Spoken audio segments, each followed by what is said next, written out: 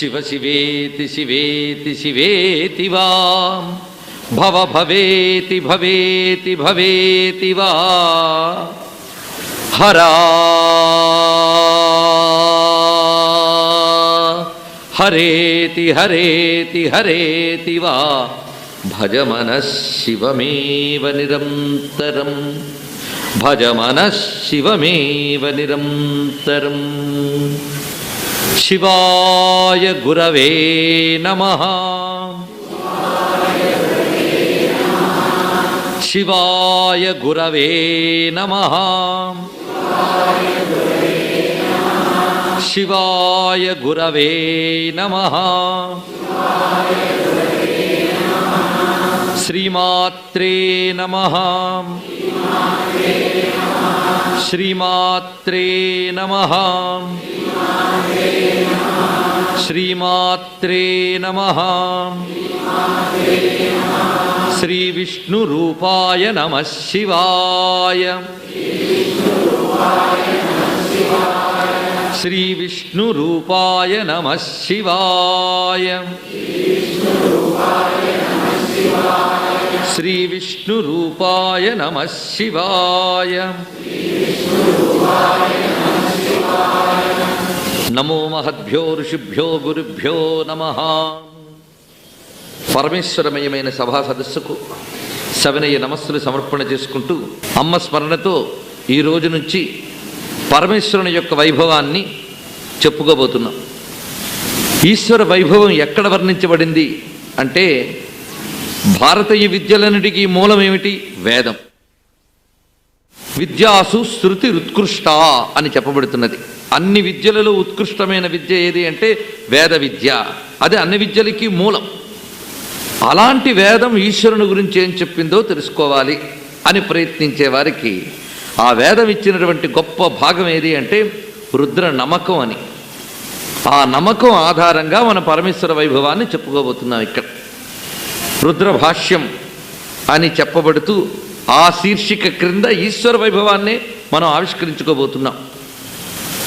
వేదం అనంతమైనటువంటిది. అనంతావై వేదాహ అని చెప్పారు. అనంతమైన వేదాల్లో ఒక వేదాన్ని తీసుకుని వ్యాసదేవుడు 4గా వర్గీకరించి ఋగ్యజుస్సామ అధర్వణములు అని అందజేశారు. అటు తర్వాత వేదాన్ని అనుసరించి ఇతిహాస పురాణములు ఇవన్నీ కూడా ఏర్పాటయ్యాయి.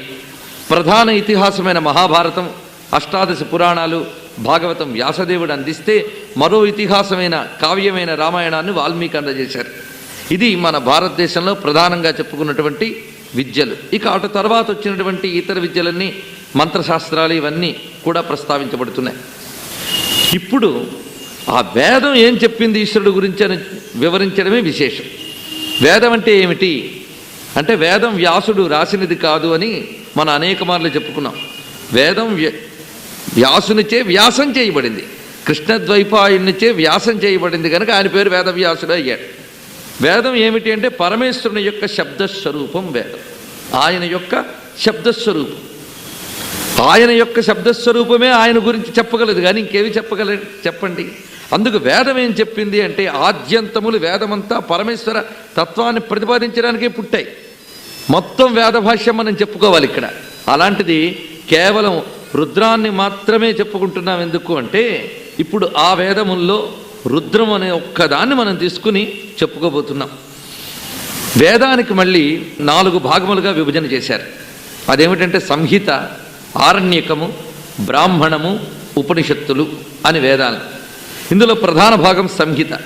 దాని యొక్క వినియోగాన్ని మనకు చెప్పేవి ఆరణ్యకములు, బ్రాహ్మణములు. ఉపనిషత్తులు వేదాంత విద్యను చెప్తాయి. ఇలా వాటిగా 4గా విభజించారు వేదాన్ని. అంతేకాకుండా వేద విషయాన్ని ప్రధానంగా తీసుకుంటే 3 కాండములుగా వేదాన్ని గురించి చెప్తారు. అదేమిటంటే కర్మకాండ, ఉపాసనాకాండ, జ్ఞానకాండ అని.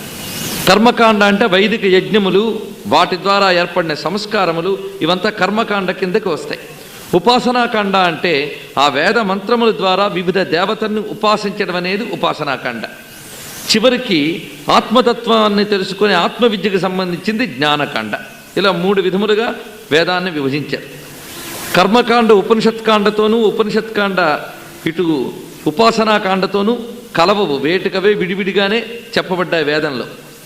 అయితే సంహితలలో ప్రధానంగా యజుర్వేదంలో చెప్పబడుతూ ఉన్నటువంటిది రుద్ర నమకం అనేటువంటిది. ఇది నిజానికి కర్మకాండలో భాగంగా వస్తుంది. అక్కడ వేదంలో ఏ భాగంలో వస్తుంది? కర్మకాండలో భాగంగా వస్తుంది. ఇప్పుడు దీన్ని కర్మకాండగానే తీసుకునేటట్లయితే భాష్యము ప్రవచనము అక్కర్లేదు, యజ్ఞం చేస్తూ కూర్చోవచ్చు ఇక్కడ.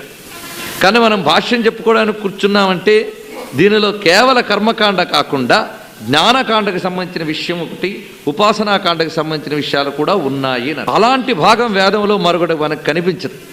ఇటు ఉపాసనకి అటు జ్ఞానానికి అన్నిటికీ కలబోసినటువంటి ఒక భాగం అవుతోంది రుద్రం. అందుకు మనం తీసుకున్నాం.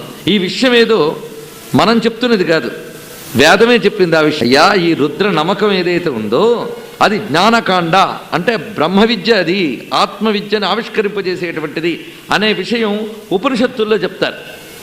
దీని యొక్క ప్రశస్తి ఉపనిషత్తుల్లో చెప్పారు. అంటే దీనిని మనం జ్ఞానకాండగా చూడాలన్న విషయం అక్కడ. ఇక ఉపాసనాకాండ అనడంలో సందేహమే లేదు. ఒక్కొక్క మంత్రంతో పరమేశ్వరుని వివిధ స్వరూపాలని ఉపాసించడం ఇందులో చెప్పబడుతూ ఉన్నది. భక్తికి సంబంధించిన అనేక అంశములు దీనిలో చెప్పబడతాయి. ఈశ్వర స్వరూపాలు ఏవేవైతే పురాణాల్లో ఇంకా మంత్రశాస్త్రాల్లో చెప్పబడ్డాయో ఆ స్వరూపాలన్నిటికీ మూలాలు రుద్రంలోనే లభిస్తాయి మనకి. రుద్రంలో ఒక్కొక్క మంత్రంలో కూడా పరమేశ్వరుని యొక్క అన్ని రకముల రూపములు చెప్పబడినాయి. మరి ఇంత ప్రశస్తి కలిగిన దాన్ని మన శ్రద్ధగా ఏకాగ్రంగా వింటే ఆ వినడమే ఒక పెద్ద కర్మకాండ, ఒక యజ్ఞం చేయడం. ఆ వినేటప్పుడు ఆ పరమేశ్వర స్వరూపాన్ని భావన చేయడమే ఉపాసన. ఆ స్వరూపం ఇక్కడదే అని మనం తెలుసుకోగలిగితే అది జ్ఞానకాండ కూడా అయిపోయింది. ఆ మూడింటి ప్రయోజనం కూడా మనం ఈ 9 రోజులు సిద్ధింపజేసుకునేటట్లు ఆ పరమేశ్వరుడు అనుగ్రహింపజేయాలని ప్రారంభించుకోబోతున్నాం. అయితే రుద్రాధ్యాయంలోకి ప్రవేశించే ముందు ఆ రుద్రాధ్యాయం యొక్క స్వరూపాన్ని ముందు తెలుసుకుందాం. దాని ప్రశస్తి ఏమిటి? ముఖ్య విషయం గమనించవలసింది ఏమిటి అంటే రుద్ర నమకములలో శివుడు ప్రతిపాదింపబడుతున్నాడు అనే విషయమే కాక రుద్ర నమకములే శివుడు అని తెలుసుకోవాలి. రుద్ర నమక మంత్రమే మొత్తంగా శివస్వరూపం. అందుకు శివుణ్ణి ప్రశస్తిగా మనం ప్రార్థించడం, కీర్తించడం ఎంత గొప్ప విషయమో ఈ మంత్రముల వైభవాన్ని స్మరించడం కూడా అంతే గొప్ప విషయం. శివుణ్ణి స్మరిస్తే ఎంత పుణ్యం లభిస్తుందో రుద్రాధ్యాయ వైభవాన్ని స్మరిస్తే అంత పుణ్యం లభిస్తుంది. కనుక ఆ రుద్రాధ్యాయం ఎంత గొప్పదో ముందు తెలుసుకుందాం దానిలో ప్రవేశించే ముందు.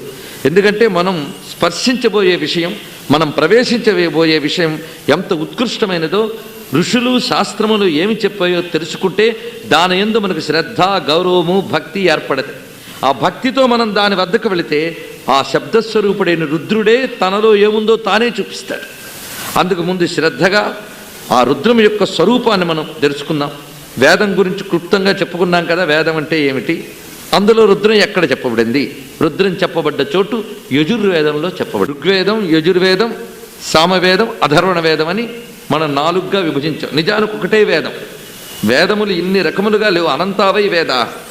దాని యొక్క స్వరూపం బట్టి ఈ విభజన మన సౌకర్యం కోసం చేసుకున్నటువంటిది. ఇందులో యజుర్వేదం ఎటువంటిది అనంటే ఇది యజ్ఞమునకు వినియోగించేటువంటి విషయములన్నీ ఇందులో మనకు కనిపిస్తాయి. ఈ యజుర్వేదం వేదములకు హృదయస్థానంలో ఉంది అని చెప్పారు. ఆ యజుర్వేదంలో మళ్ళీ హృదయస్థానంలో ఉన్నటువంటిది ఏది అంటే రుద్ర ఏకాదశిని. ఏకాదశిని అంటే 11 అనువాకాలతో ఉన్నటువంటి రుద్రమంత్రములు. దీనికే మనం నమకం అని లోకంలో అంటూ ఉంటాం. నమకమని, రుద్రైకాదశిని అని, శతరుద్రీయం అని, శ్రీరుద్రమని, దీనికి అనేక పేర్లు. ఒక్కొక్క పేరు ఎందుకు వచ్చిందో కూడా తెలుసుకోవాలి మనం.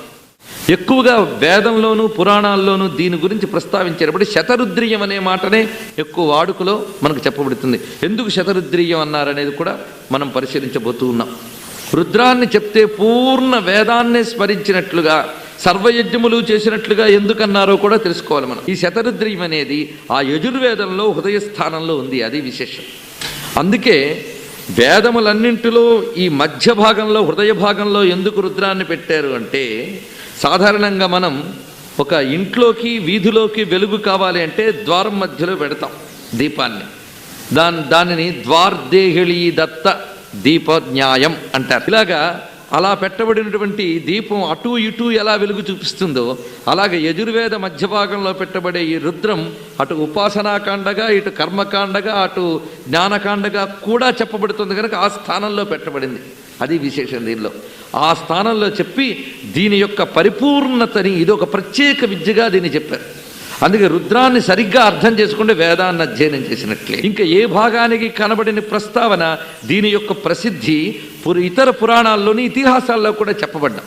శతరుద్రి యొక్క గొప్పతనం ఇతర పురాణాల్లోని ఇతిహాసాల్లోని ఉపనిషత్తుల్లో కూడా చెప్పబడుతూ ఉంటాయి. ఇక్కడ రుద్ర శబ్దానికి అర్థం, శతరుద్రీయానికి అర్థం, ఈ మంత్ర ప్రవేశానికి వెళ్లే ముందు ఎక్కడెక్కడ చెప్పబడిందో కొంచెం స్మరిద్దాం. జాబాల ఉపనిషత్తు అని ఒక ఉపనిషత్తు ఉంది.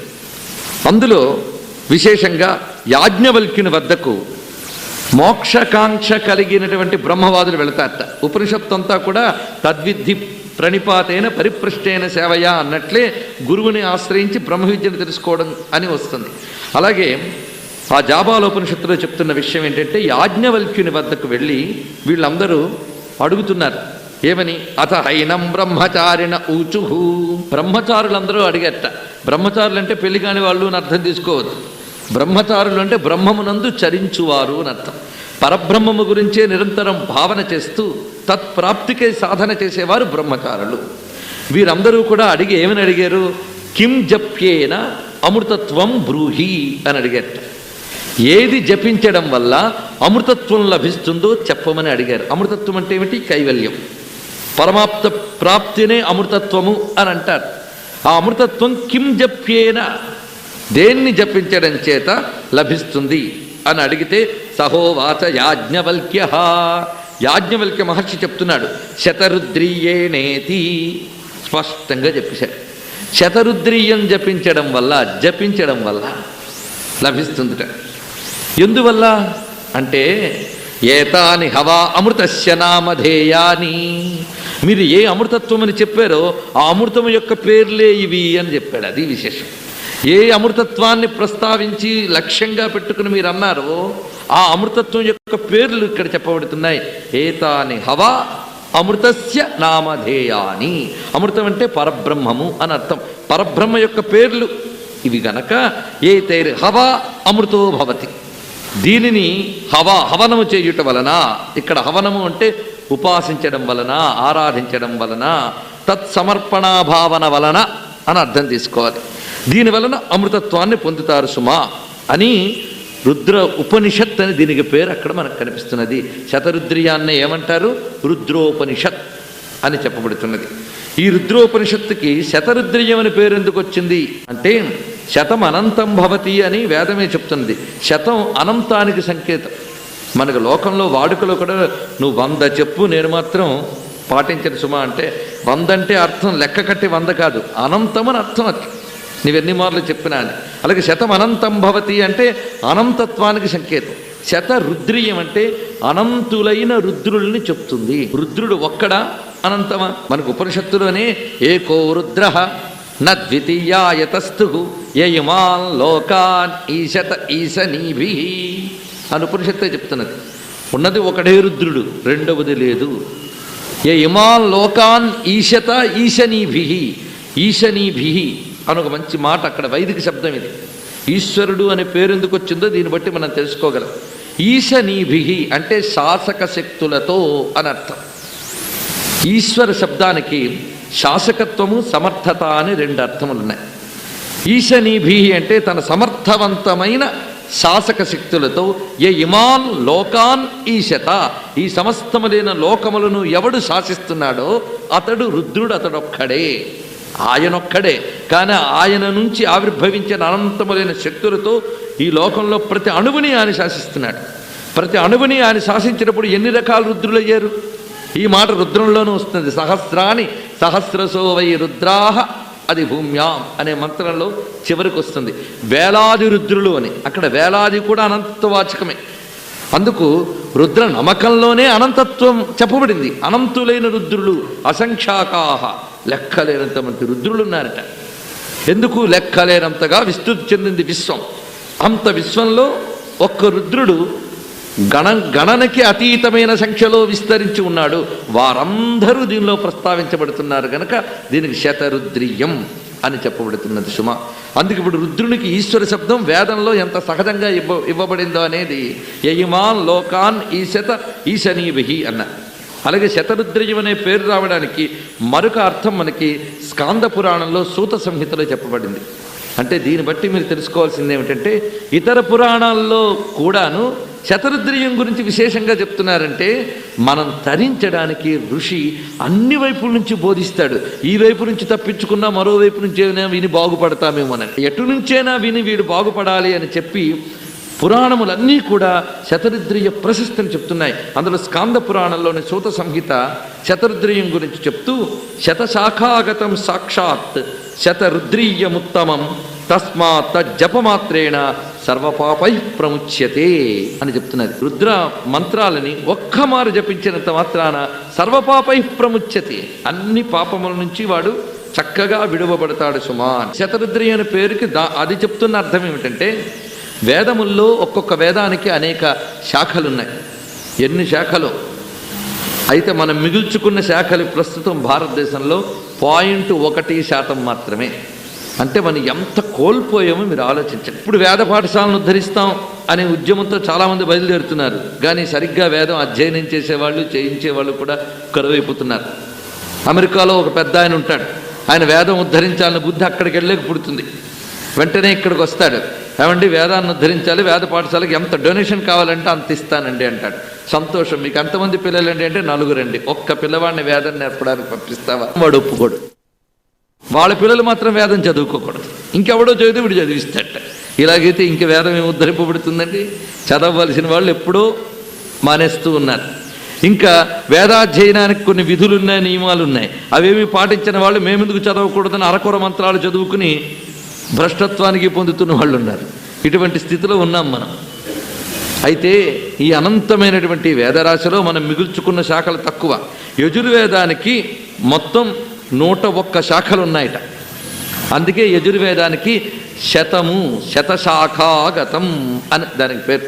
శతశాఖలతో కూడుకున్నటువంటి యజుర్వేదంలో ఇది ఎలాంటి స్థానంలో ఉంది అంటే ఉత్తమ స్థానంలో ఉంది గనక శతరుద్రీయం అని దీనికి పేరు వచ్చింది. యజుర్వేదంలో ఉత్కృష్ట స్థానంలో ఉన్న మంత్రరాశి గనక దీనికి శతరుద్రీయం, శతశాఖాగతమైన వేదంలో ఉన్న రుద్రం కనుక శతరుద్రీయం అనే పేరు వచ్చిందని సూత సంహిత మనకు చెప్తున్నటువంటి విశేషం. ఇంకా కూర్మ పురాణంలో దీని గురించి చెప్తూ ఇమాని మే రహస్యాని నామాని శృణుచానఘా అని శివుడే స్వయంగా చెప్పాడు. ఆ రుద్రంలో చెప్పబడ్డ పేర్లన్నీ కూడా నా యొక్క రహస్య నామములు అన్నాడు. మనం లలిత రహస్య నామములు అని అంటాం అమ్మవారి నామాల గురించి, అలాగే శివుని యొక్క రహస్య నామములు. అందుకే రుద్రాభిషేకం చేసిన తర్వాత ఇప్పటికీ సంప్రదాయజ్ఞులు లలితా త్రిశతి ఎలా చేస్తారో రుద్ర త్రిశతి అలా చేస్తారు. ఇందులో నామములన్నీ తీసుకుంటే మీకు ప్రధాన నామాలు 360 వస్తాయి. అక్కడ 300 పైచిలుకు నామాలు. ఇలా మీరు తీసుకుంటే అక్కడ త్రిశతి వచ్చింది. ఇది దీనిలో ఉన్నటువంటి మరొక రహస్యం. ఈ విధంగా రహస్యాన్ని నామాన్ని శృణుచ అనగా అని శివుడే స్వయంగా చెప్పినట్లుగా మనకు కనబడుతున్నది. ఇలాగ బహుపురాణముల్లో వివరించుతున్న దీని గురించి చెప్పి వేదమే రుద్రస్వరూపం అని వేదం మరుగుతోటి చెప్పింది. ఇమా రుద్రాయ స్థిరధన్వనే గిరహ అని. ఇక్కడ గిరహ అంటే వాక్కులు అని అర్థం. వాక్కులు, ఈ వాక్కులు ఏమిటంటే రుద్రస్వరూపం అంటే ఇవన్నీ కలిపి. అంటే రుద్రుడు అంటే ఎవరు? శబ్దస్వరూపుడు. శబ్దస్వరూపుడు అంటే ఇన్ని శబ్దములు ఏ మూల శబ్దం నుంచి వచ్చాయో ఆ స్వరూపుడు. అంటే రుద్ర శబ్దానికి వైదిక అర్థం ఏమిటంటే ఓంకార స్వరూపుడు అని ప్రధానమైన అర్థం. ఆ ప్రణవవేద్యమైన పరతత్వమే రుద్రుడు. ఇది ఒక విశేషం. అలాంటి ఆ పరమాత్మ గురించి వేదము చెప్పినటువంటి దివ్యనామాలు ఇలా ఉంచి దీని ప్రశస్తిని కూర్మ పురాణంలో కథలు చాలా చక్కగా చెప్పారు. వసుమనసుడు అనే ఒక రాజర్షి ఉండేవట. ఈ రాజర్షి బ్రహ్మదేవుని యొక్క వరం చేత ఆయుష్ పొందాడు. ఆయుష్ ఎందుకు పొందాడు? ఇక్కడ చూడండి విశేషం చెప్తున్నారు. బ్రహ్మవర లబ్ధ సాగ్ర సంవత్సర అనుష్ఠిత గాయత్రీపాసనయా. ఎందుకయ్యా ఆయుష్ పొందాడు అంటే శుభ్రంగా తినడానికి, తిరగడానికి, మరిన్ని భోగాలు అనుభవించడానికి ఆయుష్ మనకి. కానీ అందుకు కాదుట. ఈయన ఆయుష్ ఎందుకు పొందాడంటే నేను భగవదుపాసన చేయడానికి నాకు ఆయుష్ కావాలన్నాడంటే. అది ఆయుష్ ఎందుకు అంటే భగవంతుణ్ణి ఆరాధించడానికి. శరీరం ఎందుకు? భగవదారాధనకి. కళ్ళెందుకు? ఆయన్ని చూడ్డానికి. చెవులెందుకు? ఆయన్ని వినడానికి. భద్రం పశ్యేమ అక్షభిర్యజిత్రాహ. ఎందువల్ల? దేవతల్ని సుష్ఠుగా మనం ఆరాధన చేయడానికి. అందుకు ఇంద్రియములు పుష్టి కావాలి. అందుకని భోగానుభవం కోసం కాదు. ధ్యానం చేద్దామంటే కీళ్ళ నొప్పులు కాళ్ళ నొప్పులు సహకరించడం లేదు. అందుకే కాళ్ళు కీళ్ళు ఎందుకు దృఢంగా ఉండాలంటే ఆయన కోసం మఠం వేసి కూర్చోడానికి. కంఠం ఎందుకు సరిగ్గా ఉండాలంటే గొంతెత్తి ఆయన నామం కీర్తించడానికి. బుద్ధి ఎందుకు సరిగ్గా ఉండాలంటే ఏకాగ్రంగా ధ్యానించడానికి. చేతులు ఎందుకు ఉండాలి? పూజించడానికి. అందుకు జీవితం ఎందుకు ఉండాలి? మొత్తంగా ఈశ్వరారాధనకి. అందుకు బ్రహ్మ ఇచ్చినటువంటి ఆయువుని ఆయన గాయత్రి ఉపాసనకి వినియోగించాడు. గాయత్రి అంటే ఎవరు? వేదమాత. వేదమాత అయిన గాయత్రిని ఆరాధించాడు. ఎలాగూ? ఆయన మొత్తం తన యొక్క పూర్ణ ఆయువుని దానికి వినియోగించట. వినియోగించితే ఆ గాయత్రి మంత్రం ద్వారా ప్రసన్నుడైనటువంటి పరమేశ్వరుడు సాక్షాత్కరించాడు. ఎవరాయన? గాయత్రీ మంత్ర ప్రతిపాద్యమైన మహాచైతన్యం భర్గః అని చెప్పబడుతున్న మహాచైతన్యం ఆవిష్కరింపబడింది. అది ఎక్కడున్నది? సూర్యమండల మధ్యవర్తి అయి ఉన్నటువంటి పరమేశ్వర తేజస్సు. ఆ తేజస్సు కనిపించి చెప్తున్నదిట. తదా ప్రాహ మహాదేవో రాజానం ప్రీతమానసః ఇమాని మే రహస్యాని నామాని శృణుచానగా. అక్కడి మాట ఇందాక చెప్పుకున్నది. ఇవి నా రహస్యనామములకున్నాయి, ఉపదేశిస్తున్నాను. ఇన్నాళ్ళు గాయత్రి జపించినందుకు ఆ పరమేశ్వరుడు కనిపించి ఉపదేశిస్తున్నాడు ఆయనకి. ఇది ఏమిటివి అంటే సర్వ వేదేషు గీతాని సంసార శమనాని చ. ఇది సర్వవేదముల యందు గానము చేయబడినటువంటి నా నామములు. సంసార శమనానిచ, ఇది విశేషం. జనన మరణ రూపమైనటువంటి సంసార ప్రవాహాన్ని పోగొట్టి కైవల్యాన్ని ఇవ్వగలిగేవి. దానితో నమస్కృష్వ, దానితో నన్ను నమస్కరించు. సతతం ఏభిర్నామ పదై శుచి, శుచి కలిగి ఉండి ఈ నామపదములతో నన్ను నమస్కరించు.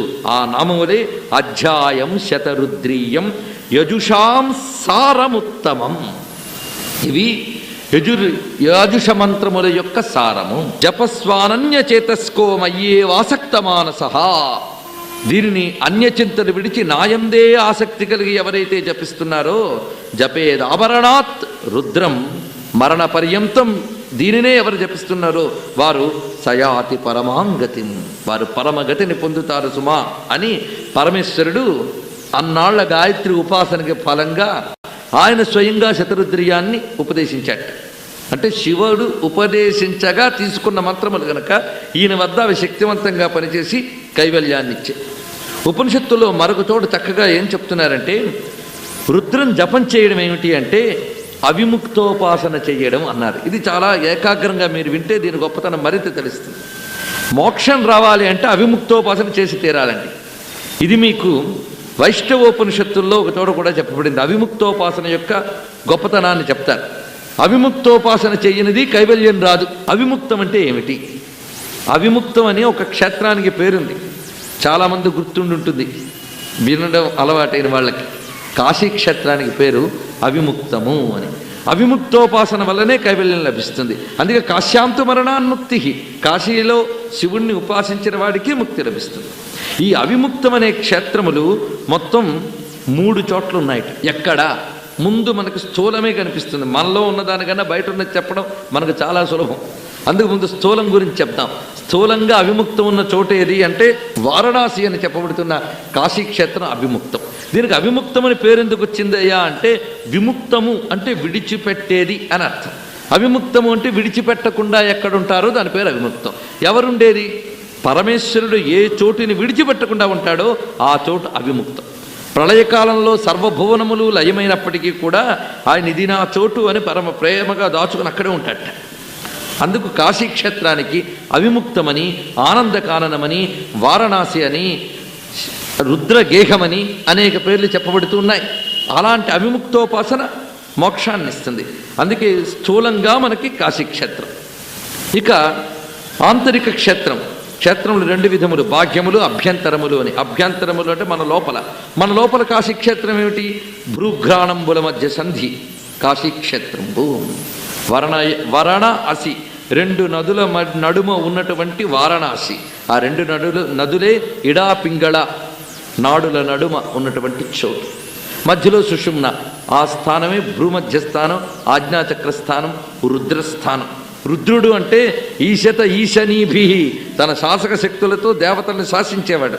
అలాగే మొత్తం మన శరీరాన్ని శాసించే బుద్ధిశక్తులన్నీ మెదడు దగ్గర ఉంటాయి, అంతే కదా. కాలి దగ్గర ఒక ఈగ వాలితే కాలిని విదిలించాలని కాలికి హెచ్చరిక పంపించే నాడి ఉండే చోటిది. ఇలా మన శరీరంలో ప్రతి అణువుని శాసించే నాడులకు మూల కేంద్రం మెదడైతే, ఈ మెదడుకి సంబంధించే నాడీ మండలాన్ని శాసించే శక్తి ఉన్న చక్రమే ఈ చక్రం. అక్కడ ఉంటాడు ఈ రుద్రుడు.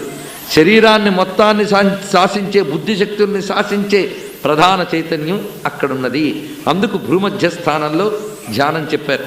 ఇది మన శరీరంలో అవిముక్త క్షేత్రం. ఇప్పుడు 2 చెప్పే.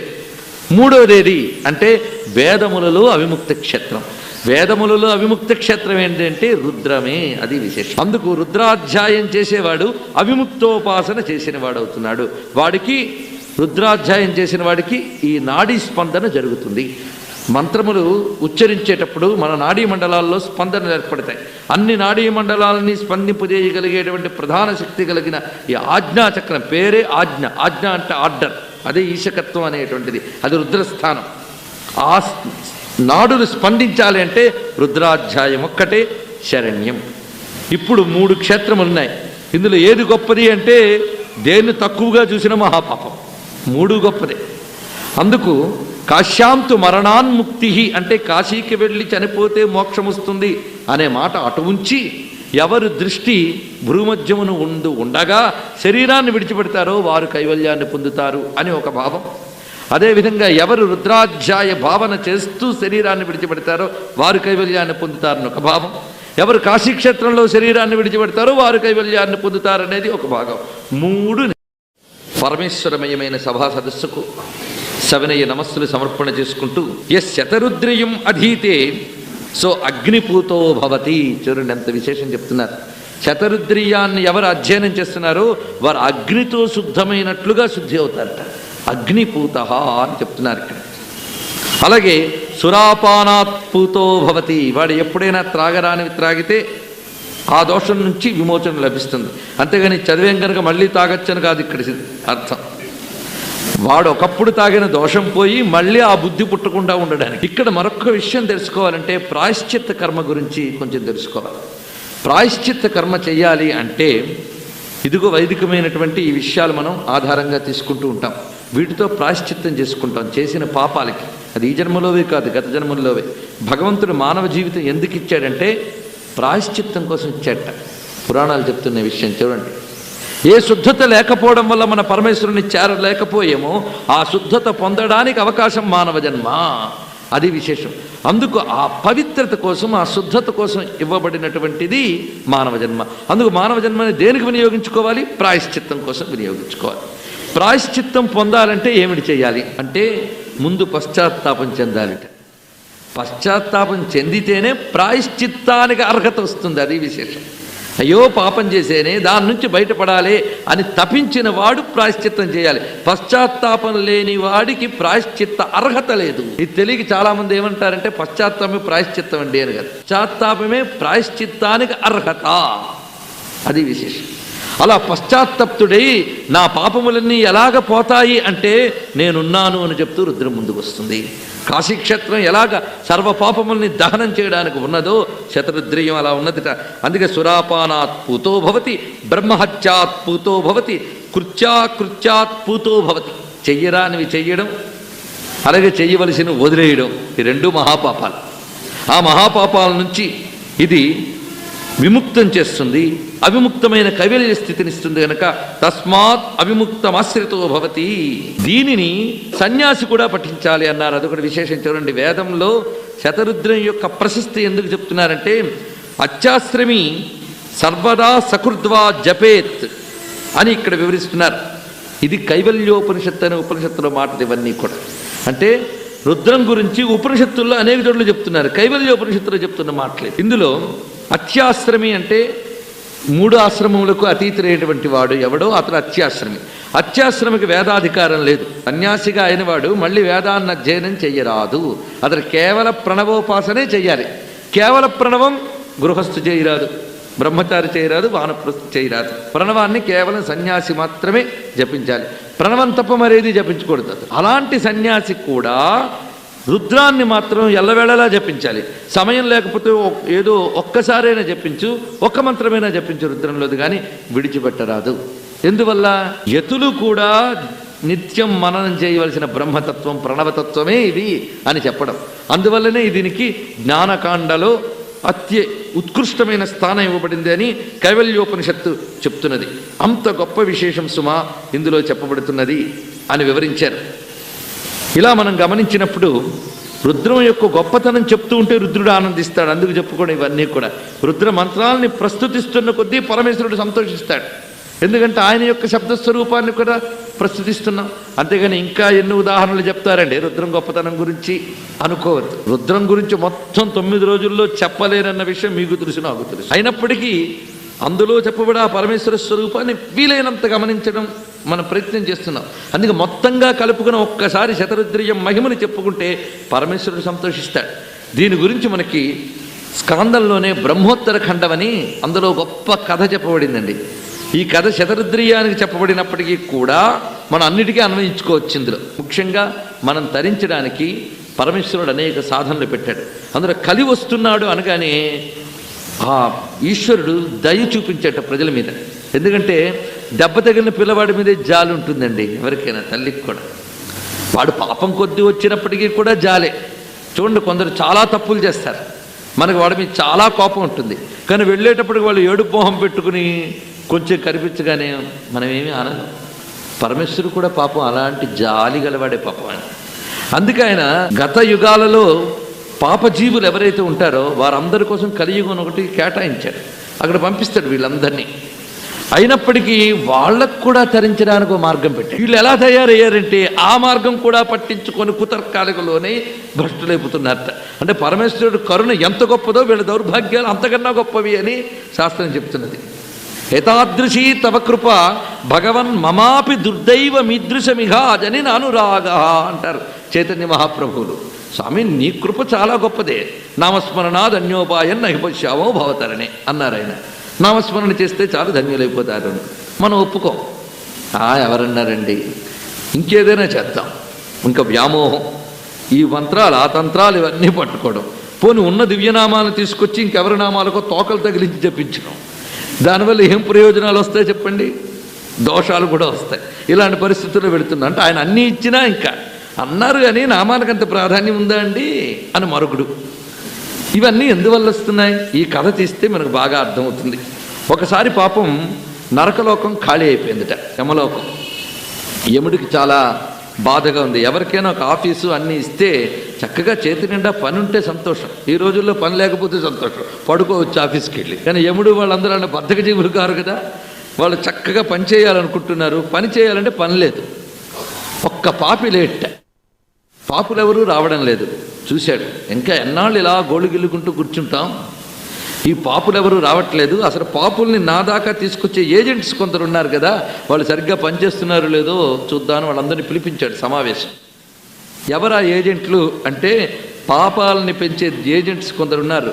వాళ్ళే పాపరూప దేవతలు. వాళ్ళు మనలో పాపపు బుద్ధుల్ని ప్రేరేపిస్తూ ఉంటారట.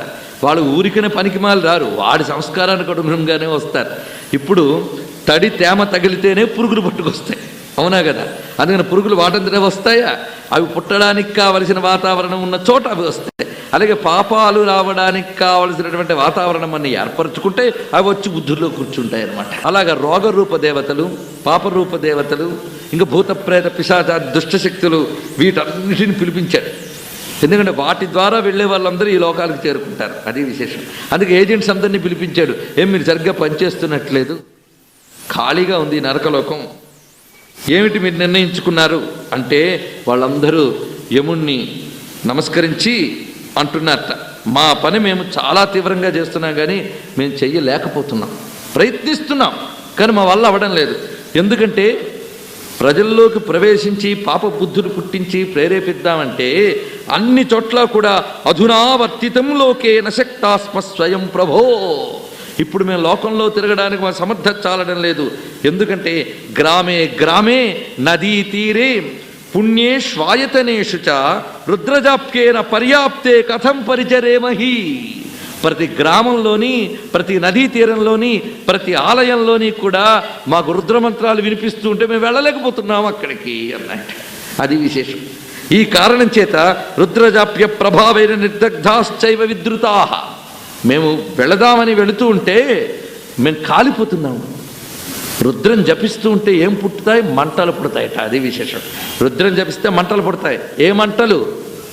మనల్ని తగలబెట్టే మంటలు కాదు, మన మీదకి వచ్చి పడేటటువంటి వాటిని తగలబెట్టే మంటలు మన నుంచి సృష్టించగలిగే శక్తి రుద్రానికి ఉంది. అందుకే రుద్రం జపించే ముందు ఒక మాట అంటారు, యమదూతా యక్ష యమదూతా శాకిని ఢాకిని సర్పశ్వాపద తతో భూత ప్రేత పిశాచ బద్ధ బ్రహ్మరాక్షస, ఇవన్నీ కూడా సర్వే జ్వలంతం పశ్యంతు మాం రక్షంతు అని. అందుకు పాపదేవతలు, రోగదేవతలు ఇత్యాదులు దరికి రాకుండా చేసే ఒక మహా అగ్ని పంజరంలాగా ఈ శతరుద్రీయ మంత్ర రాసి ఆ జపించేవాడు చుట్టూ ఆవరించి వాడిని కాపాడుతుంది. అలాగ ప్రతి గ్రామం, ప్రతి నగరం, ప్రతి దేవాలయం, ప్రతి నదీ తీరం కూడా ఈ దివ్యమైన రుద్రశక్తితో నిండిపోయింది గనక మాకు అక్కడ ప్రవేశించడానికి చోటు దొరకట్లేదు, అందువల్ల మేమేమీ తేలేకపోతున్నాం ఇక్కడ అని చెప్తే వెంటనే యముడు వీళ్ళందరినీ పట్టుకుని బ్రహ్మగారి దగ్గరికి వెళ్ళారట. ఎందుకంటే నువ్వే నాకు ఆఫీసు పని అప్పు చెప్పో, పనేమీ లేదు, పోర్ట్ఫోలియో మార్చు అని అడగడానికి వెళ్ళాడు యముడు. వెళితే బ్రహ్మగారు, ఓహో అసలు వీళ్ళు ఇంత పని చేస్తున్నారు కనుక ప్రధానికి ఒక టైం ఇవ్వాలి, దేనికైనా ఒక టైం. అందుకే పరమేశ్వరుడు ఎందుకంటే ఎంత చేస్తున్నా ఊరుకుంటున్నాడు అంటే, అలా చెయ్యగా అనుభవించడానికి తగ్గ కర్మ ఎవడు చేస్తున్నాడో వాడి కోసం ఒక టైం పెడతాడే. అన్నీ పరమేశ్వరుడు వాడి వాడి కర్మానుగుణంగా ఏర్పాటు చేయాలి. మరి నరకలోకం కూడా ఫిల్ చేయాల్సిన ఒక టైం ఉంటుంది. అప్పుడు బ్రహ్మదేవుడు ఆలోచించి ఇంత వీళ్ళు చేస్తున్న తపస్సుని దెబ్బతీయడానికి ఒక 2 శక్తులు పంపించాడు. వాటిని ఏమిటి అంటే, రుద్రజాప్య విఘాతార్థం ఉపాయం పర్యకల్పయత్. ఈ రుద్ర జపానికి విఘ్నం ఏర్పడడానికి 2 పంపించట. వాళ్ళు ఎవరంటే అశ్రద్ధాంచైవ దుర్మేధాం అవిద్యాయా ఉభేసుతే. అవిద్యకి 2 కొడుకులు ఉన్నట్ట, వాళ్ళిద్దరు పంపెట్ట. అవిద్యకి 2 పుత్రులు. మనకి దేవి భాగవతం చదివినా ఇవన్నీ కనిపిస్తూ ఉంటాయి. అంటే మన సృష్టిలో ఎన్ని భావాలున్నాయో అందరు దేవతలు ఉంటారు. ఇది బాగా గుర్తుపెట్టుకోండి. దేవతలంటే ఏమిటి అంటే సృష్టిలో వ్యాపించిన భావాలకున్న శక్తులే దేవతలు. ఎవరు ఏ దేవతని ఉపాసన చేస్తున్నారో ఆ భావాన్ని వాళ్ళు గ్రహిస్తున్నారు. అందుకు వీళ్ళని పాపరూప దేవతలు, రోగరూప దేవతలు అని అంటున్నారు ఇక్కడ. అంటే మామూలు కంటికి కనిపించారు, భావాలు కంటికి కనిపిస్తాయో చెప్పండి? దయ కంటికి కనిపిస్తుందా? వాడు దాన్ని ఎక్స్ప్రెస్ చేస్తే కనిపిస్తుంది, కానీ భావానికి రూపం లేదే. ఆ భావాన్ని ప్రకటింపజేసే ఒక శక్తి ఉంటుంది ప్రకృతిలో, సహజంగా అది దాగి ఉంటుంది. ఆ శక్తిని దేవత అని అంటారు. మనం ఆ దివ్యమైనటువంటి దేవతాశక్తిని తెచ్చుకోవడానికే పాజిటివ్గా ఆరాధన చేస్తాం. ఈ పాజిటివ్ పవర్స్ ఎలా ఉన్నాయో నెగిటివ్ పవర్స్ అలాగే ఉంటాయి. వాటి దేవతలు వాళ్ళకు ఉంటారు. వాళ్ళని కూడా పక్కకు తొలగమనే మనం నమస్కారం చేసుకుని పూజలు మొదలైనవి చేసుకుంటాం. వాళ్ళని నమస్కారం పెట్టాలి, ఎందుకంటే తొలగమని చెప్పడానికి. వీళ్ళని నమస్కారం చేయాలి, ఎందుకంటే రమ్మని చెప్పడానికి. ఇద్దరికి నాయన నీకో నమస్కారం బాబు వెళ్ళిపో అంటాం కదా, అదేవిధంగా వాళ్ళకో నమస్కారం, వీళ్ళకో నమస్కారం. వాళ్ళని తొలగడానికి, వీళ్ళని రమ్మనడానికి. అందుకు అవిద్య అనేటటువంటి ఒకటి ఉంది. ఎక్కడుందండి? ఆలోచించుకుంటే ఇన్ని భావాలు ఇక్కడవే. విశ్వంలో అంతా ఇక్కడ పెట్టేశాడు. విశ్వస్యాయతనం మహత్. ఏమిటి మన హృదయం అనేది? పద్మకోశ ప్రతీకాశగం హృదయం. అది విశ్వస్య ఆయతనం. మొత్తం విశ్వానికి అదే చోటుడండి. ఇంత ఉన్నదే హృదయం, ఇందులో విశ్వమంతా ఉందండి. విరాట్ పురుషుడు ఇక్కడే ఉన్నాడు. బాగా లెక్క పెడితే 1000 ముఖాలు ఏమిటి, ఇంకా 1,00,000 ముఖాలు కనిపిస్తాయి మనకి. అలాంటి మహాముఖాలతో ఉన్నటువంటి విశ్వస్యాయతనం ఉందే, ఇందులో ఉన్న అవిద్యకి 2 కొడుకులు ఉన్నారు అన్నాడు. ఇద్దరంటే చాలామంది ఉన్నారు, కానీ వీళ్ళు చాలా మేజర్, ముఖ్యమైనటువంటి వాళ్ళు. ఆ అవిద్య పుత్రులు ఎవరయ్యా అంటే అశ్రద్ధ, దుర్మేధ. కలియుగంలో వాళ్ళదే రాజ్యం కనుక వాళ్ళని బాగా అర్థం చేసుకోగలం మనం. కంటికి కనిపిస్తూ ఉంటారు. ఈ అశ్రద్ధ, దుర్మేధ అని 2 పంపించేట బ్రహ్మదేవుడు అవిద్యాపుత్రుని. వీళ్ళు వచ్చి క్రమంగా ఎలా తెచ్చుకున్నారో చోటు తెచ్చుకొచ్చేసారు. ఒక్కళ్ళు దూరితే చాలు 10 మందికి వ్యాపింపజేయగలరు వీళ్ళు. అలాగా ఈ అశ్రద్ధ దుర్మేధలు వచ్చి క్రమంగా వ్యాప్తి చెందగా అందరూ కూడా దానితో మోహితులైపోయి శ్రద్ధా విఘాత శక్తులు కదా ఇవి. వాటి చేత రుద్ర జపాన్ని విడిచిపెట్టేశారు. విడిచిపెట్టగానే ఇంకా పాపరూప దేవతలకి, రోగరూప దేవతలకి ఫుల్ ఎంట్రీ దొరికిందనమాట. అద్భుతంగా ప్రవేశించారు వాళ్ళు, విజృంభించారు. ఇంకా నరకలోకం నిండిపోయిందండి. అది విశేషం. ఇక్కడ మనం తెలుసుకోవాల్సింది, కథ జరిగిందా, యముడు మీటింగ్ పెట్టాడా, లేకపోతే నరకలోకంలో పాపులున్నారా, ఇలాంటి పిచ్చి ప్రశ్నలన్నీ వేసుకుని పురాణాలన్నిటి మనం అవి చెప్తున్న సందేశాన్ని అర్థం చేసుకోకపోవడానికి కారణం ఇదే. ఒక్కటి మాత్రం మనకు అర్థమైంది. అదేమిటి అంటే అశ్రద్ధ, దుర్మేధ అనే శక్తులు కానీ వస్తే మన తపస్సులన్నీ సున్నాలైపోతాయని విషయం అర్థమైంది కదా. అందుకు మన సాధనలకి, అనుష్ఠానాలకి దెబ్బతీసే వాటివి ఏవి అంటే అశ్రద్ధ, దుర్మేధ. ఇవేంటో మనం తెలుసుకుందాం ముందు. ఎందుకంటే శత్రువుని బాగా అర్థం చేసుకుంటే నిర్మూలించే ప్రయత్నం చేస్తాం కదండి. అశ్రద్ధ అంటే శ్రద్ధారహితత్వము. శ్రద్ధ అంటే ఏమిటి? శ్రద్ధ అనేది దేవత. శ్రద్ధా సూక్తములని వేదంలో చెప్పబడ్డాయి. అశ్రద్ధ ఒక దేవత అయినప్పుడు మరి శ్రద్ధ దేవత కాకుండా ఉంటుందా? వేదముల్లో శ్రద్ధాసూక్తం, మేధాసూక్తం, సరస్వతీ సూక్తం ఇవన్నీ చెప్పబడి ఉన్నాయి. శ్రద్ధ అంటే గురువాక్యముల యందు, వేదవాక్యముల యందు ఆస్తిక్య బుద్ధి కలిగి ఉండుట అని శ్రద్ధకి నిర్వచనం. ఎందుకంటే మన బుద్ధితో తెలుసుకుంటేనే నమ్ముతాం. అంటే మన బుద్ధికి ఎంత శక్తి ఉంది, తెలుసుకునే శక్తి ఉందా? అందుకు ఈ బుద్ధి ఆప్తవాక్యాన్ని ఆశ్రయిస్తుంది. ఆప్తవాక్యముని యందు విశ్వాసం కలిగి ఉంటుంది. సత్యం వద ధర్మం చర అంది వేదం. సత్యాన్ని పలుకు, ధర్మాన్ని ఆచరించు. ఎందుకుట? పలికితే ఏమొస్తుందిట? నీకు నీ శరీరమే సరిగ్గా అర్థం కాలేదు, ప్రపంచం ఎక్కడ అర్థమవుతుంది? పరమేశ్వర వచనం ఎందుకు అర్థమవుతుంది? ఇది వేదం చెప్పింది, ఇది పరమేశ్వర శాసనం అనే ఆస్తిక్య బుద్ధి దాని యందు ఉంటేనే నువ్వు దాన్ని అనుష్ఠిస్తావు. కొంతమంది అంటారు, లేదండి అదేమిటో తెలిస్తేనే కానీ నేను అనుష్ఠించనండి అని. కానీ నువ్వు అనుష్ఠిస్తే కానీ తెలియదు. అది తెలిస్తే అనుష్ఠిస్తాను కాదు, అనుష్ఠిస్తే కానీ తెలియదు. సృష్టిలో అన్నీ చదివితే వింటే అర్థం కావు, అనుష్ఠిస్తే తెలుస్తాయి. ఇప్పుడు నేను చెప్పింది అందరికీ ఒక్కలాగా అర్థమవుతుందా? కాదన్న విషయం నాకు తెలిసే ఇక్కడ కూర్చున్నా.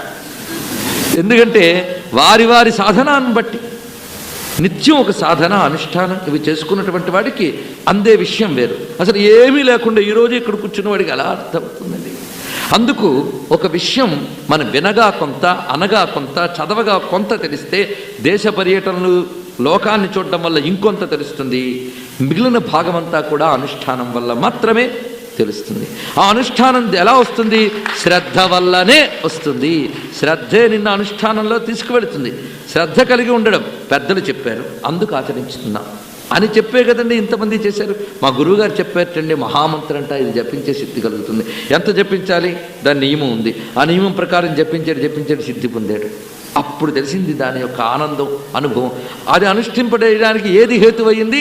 గురువాక్యముని యందు శ్రద్ధ. శ్రద్ధ లేకపోతే బుద్ధి పక్కకి వెళ్ళిపోతూ ఉంటుంది. ఆయన చెప్పమన్నారు కానీ, జపించమన్నారు కానీ ఉంటుందా? ఈ అక్షరాలకు అంత శక్తి ఉందా అని అనుకుంటూ ఉంటే అంతే. శ్రద్ధ అది మొదట అన్నమాట. ఈ శ్రద్ధ తర్వాత రెండవది సుమేధ ఉండాలి. అది లేకపోతే దుర్మేధ అన్నారు. దుర్మేధ అంటే అసలు బుద్ధి లేకపోయినా ప్రమాదం లేదు, కానీ దుర్మేధ మళ్ళీ ప్రమాదం. అమేధ, దుర్మేధ, సుమేధ. అసలు బుద్ధి లేకపోతే పర్వాలేదు, దుర్మేధ ఉందే అది కుతర్కాలు చేస్తుంది. ఒకదానికోటి అనుకోవడం, ఒకదానికోటి భావించడం. ఇలా చెప్పారంటే దాని అర్థం ఇదే ఉంటుందండి. కాళ్ళకి పసుపు రాసుకోమన్నారు, యాంటీబయోటిక్ కదా. గుమ్మానికి పసుపు రాయమన్నారు, యాంటీబయోటిక్. ఇది దుర్మేధ అంటే. వాళ్ళు ఎందుకు చెప్పారో మనకేం తెలుసు? వాళ్ళు చెప్పారని చేయడమే శ్రద్ధ.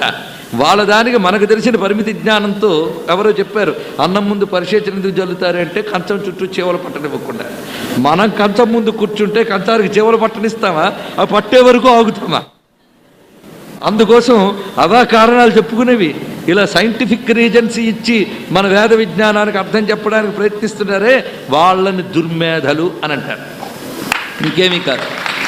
అలాగే శుభ్రంగా నిద్రపోతూ ఉంటాడు, వాడు 10ంటికి నిద్రలేస్తాడు. ఒరే ఏమిట్రా అది, సూర్యుడు ఉదయించక ముందే నిద్ర లేవాలి, జపం చేయాలి, సాధన చేయాలి అంటే ఎవడు చూడొచ్చాడు వాళ్ళందరినీను, ఏం చేస్తే ఏమొస్తుంది అని. అంటే వీడిప్పుడు సైన్స్ తెలిసి కాదన్నాడా? కాదు, బద్ధకంతో కాదన్నాడు. దానికి వాడు ఎలా మాట్లాడుతున్నాడు? పెద్ద ఒక అణుధార్మిక శాస్త్రవేత్తలాగా, పెద్ద విజ్ఞాన శాస్త్రవేత్తలాగా మాట్లాడుతున్నాడు. ఇప్పుడు బద్ధకిష్టులు, మూర్ఖులు మాట్లాడే ఈ సైంటిఫిక్ లాజిక్లన్నీ ఇలాగే ఉంటాయి. వీళ్ళని దుర్మేధలు అంటారు. కుతర్కాలు చేయడాన్ని, వితండవాదాలు చేయడాన్ని వీటంటే దుర్మేధలు అంటారు. అశ్రద్ధ, దుర్మేధ ఏం చేస్తుంది? తపస్సుని పతనం చేస్తుంది. అందుకే వినాశకాలే విపరీత బుద్ధి అనే మాట మనకు అక్కడ పుట్టింది. అందుకే దుర్మేధ, అశ్రద్ధ అనేటటువంటివి ప్రవేశించగానే విడిచిపెట్టేసేట రుద్రం. దాంతో వచ్చి అంటే శ్రద్ధతో, సుమేధతో, అక్కడ మళ్ళీ మేధ ఉంది, శ్రద్ధతో, చక్కని విచారణతో. అక్కడ మేధ అని ఎందుకు చెప్పారంటే విచారణ, శ్రద్ధాపూర్వకమైన విచారణతో, చింతనతో మేధను పని చేయించాలి. అదే గురుగారు చెప్పారు కదా అని చేయడం. శ్రద్ధ ఎలాంటిదో మేధని పని చేయించడం, భావించడం, చింతించడం, జ్ఞానం, ఇదంతా బుద్ధికి సంబంధించిన పనులు. ఇవన్నీ వినియోగించాలి. అందుకే శ్రద్ధ, మేధ ఈ రెండింటిని కలబోసి మనం రుద్రాన్ని జపించాలి. ఎప్పుడైతే శ్రద్ధ లేదో వాడు తరించిన విషయం పరమాత్మే చెప్పాడు గీతలో. శ్రద్ధావాన్ లభతే జ్ఞానం తత్పర సంయతేంద్రియ జ్ఞానం లబ్ధ్వా పరాం శాంతిం అచిరేణాధిగచ్చతి. శ్రద్ధ కలిగిన వాడు జ్ఞానాన్ని పొందుతాడు. ఆ శ్రద్ధ తత్పర సంయతేంద్రియ. ఎంత గొప్ప మాట చెప్పాడండి. ఎలా తయారు చేస్తున్నాడు కృష్ణుడు అక్కడ. సాధన కోసం మనం ఏదైనా గ్రంథం చదవాలండి. అంతేగాని చెప్పిన వెంటనే లోకం ఎంత బాగా చెడిపోతుందండి, ఇవన్నీ గ్రహించట్లేదు అని వెంటనే పుస్తకం రాస్తాం. గ్రహించట్లేదు సరే, అదే మనం ఎంత ఆచరిస్తున్నామని. అందుకు అధ్యయనం చేయాలి. శ్రద్ధావాన్, తత్పర, సంయతేంద్రియ, 3 చెప్తున్నాడు ఇక్కడ. తత్పర ఆ పరమాత్మ యందు పరత్వబుద్ధి కలిగి ఉండుట, సంయతేంద్రియ ఇంద్రియములను నిగ్రహించుకొనుట. తత్పర సంయతేంద్రియ అటువంటి ఈ 3 లక్షణములు ఎవరుకుంటాయో వాడికి జ్ఞానం లభిస్తుంది. శ్రద్ధావాన్ లభతే జ్ఞానం తత్పర సంయతేంద్రియ జ్ఞానం లబ్ధ్వా పరాం శాంతిం. ఆ జ్ఞానం వల్లనే పరమమైన శాంతిని పొందుతాడు. జ్ఞానం లబ్ధ్వా పరం శాంతి ఎప్పుడు అచిరేణ అధిగచ్చతి, చాలా తొందరగానే వాడికి లభిస్తుంది. అందుకు ఎవడయ్యా నశించిపోతాడంటే అజ్ఞశ్చ అశ్రద్ధధానశ్చ సంశయాత్మా వినశ్యతి అని చెప్పాడు. అజ్ఞుడు, అశ్రద్ధధానుడు, సంశయాత్మకుడు వీళ్ళు నశించిపోతారట. అందుకు శ్రద్ధతో, మేధతో మనం అజ్ఞానాన్ని, అశ్రద్ధని, సంశయాన్ని వదులుకుని సాధన చేయాలి. ఇది చెప్పుకోవడం కథ యొక్క ప్రశస్తో, రుద్రం యొక్క ప్రశస్తో చెప్పుకోవడానికి కాదు, సాధన ఎలా చేయాలి అనేటువంటి విషయానికి కూడా మనకు సహకరిస్తుంది. అందుకే రుద్రంలో మనం వింటే చాలు. ఇప్పుడు ఇక్కడ విని ప్రారంభిస్తామంటే రేపటి నుంచి అనుకోనక్కర్లే. వినడమే సాధన అని శ్రద్ధ మేధతో వింటే ఆ సాధనే సిద్ధవుతుంది. అచిరేణ అధిగచ్చతి, వెంటనే వస్తుంది. పరమేశ్వరుడు చాలా వెంటనే ఫలిస్తుందండి ఆయన్ని కానీ మనం ఆశ్రయిస్తే. అందులో ఏమీ సందేహం లేదు, సందేహపడకూడదట. అందుకే మనకి విద్యారణ్యంలో వాళ్ళు శంకర విజయం రాస్తూ గొప్ప మాట చెప్పారు. ఏమనంటే ఆదిశంకరుల్ని కన్న తండ్రి శివగురువు, ఆర్యాంబ. ఆ శివగురువు సంతానం లేదని బాధపడుతున్నట్ట. అప్పుడు ఆర్యాంబ ఒక మాట చెప్తుంది, పరమేశ్వరుని ఆరాధిద్దామని. ఆరాధిస్తే ఫలిస్తుందా అనే సందేహాన్ని వెలిబుచ్చలేదనుకోండి, కానీ ఆమె సమాధానం చెప్తోంది, శివుణ్ణి ఆరాధించితే తప్పకుండా ఫలిస్తుంది. ఎలాగా అంటే ఆయన వైపు చేసే ఏ ఆరాధన కూడా ఒట్టిపోదు. ఎందుకు? సార్థకమైన అమోఘమైన పరమేశ్వరుడు కోసం చేస్తున్నావు కనుక అది అమోఘంగా ఫలిస్తే వ్యర్థం కాదు అని గొప్ప మాట చెప్తుందండి. ఆ మాట గుర్తుపెట్టుకోవాలి. విద్యారణ్యులు ఇచ్చిన గొప్ప మాట అది. నో దేవతాసు జడిమా జడిమా మనుష్యే అన్న. దేవతల్లో జడత్వం లేదండి, మనుష్యుల్లోనే జడత్వం అన్నది. ఈ జడత్వంతో కూడుకున్న అజ్ఞానం, అశ్రద్ధ, దుర్మేధ ఇవన్నీ మనుషులకు కానీ దేవతలకు జడిమ లేదు. అందుకే నేను ఇంత ప్రార్థన చేస్తున్నాను, నాది మొర వినలేదా అంటే వినకుండా ఉండాను. కానీ జడత్వమా? పూర్ణ చైతన్యుడు, ఆయన వింటూనే ఉన్నాడు, గమనిస్తూనే ఉన్నాడు. ఎప్పుడు ఏది కావాలో అది చేసి తీరుతాడు. అది శ్రద్ధ అంటే. ఆ మాట చెప్పింది ఆ అమ్మ. నో దేవతాసు జడిమా జడిమా మనుష్యే. ఆ నో దేవతాసు జడిమా అనేది గుర్తుపెట్టుకోవాలి.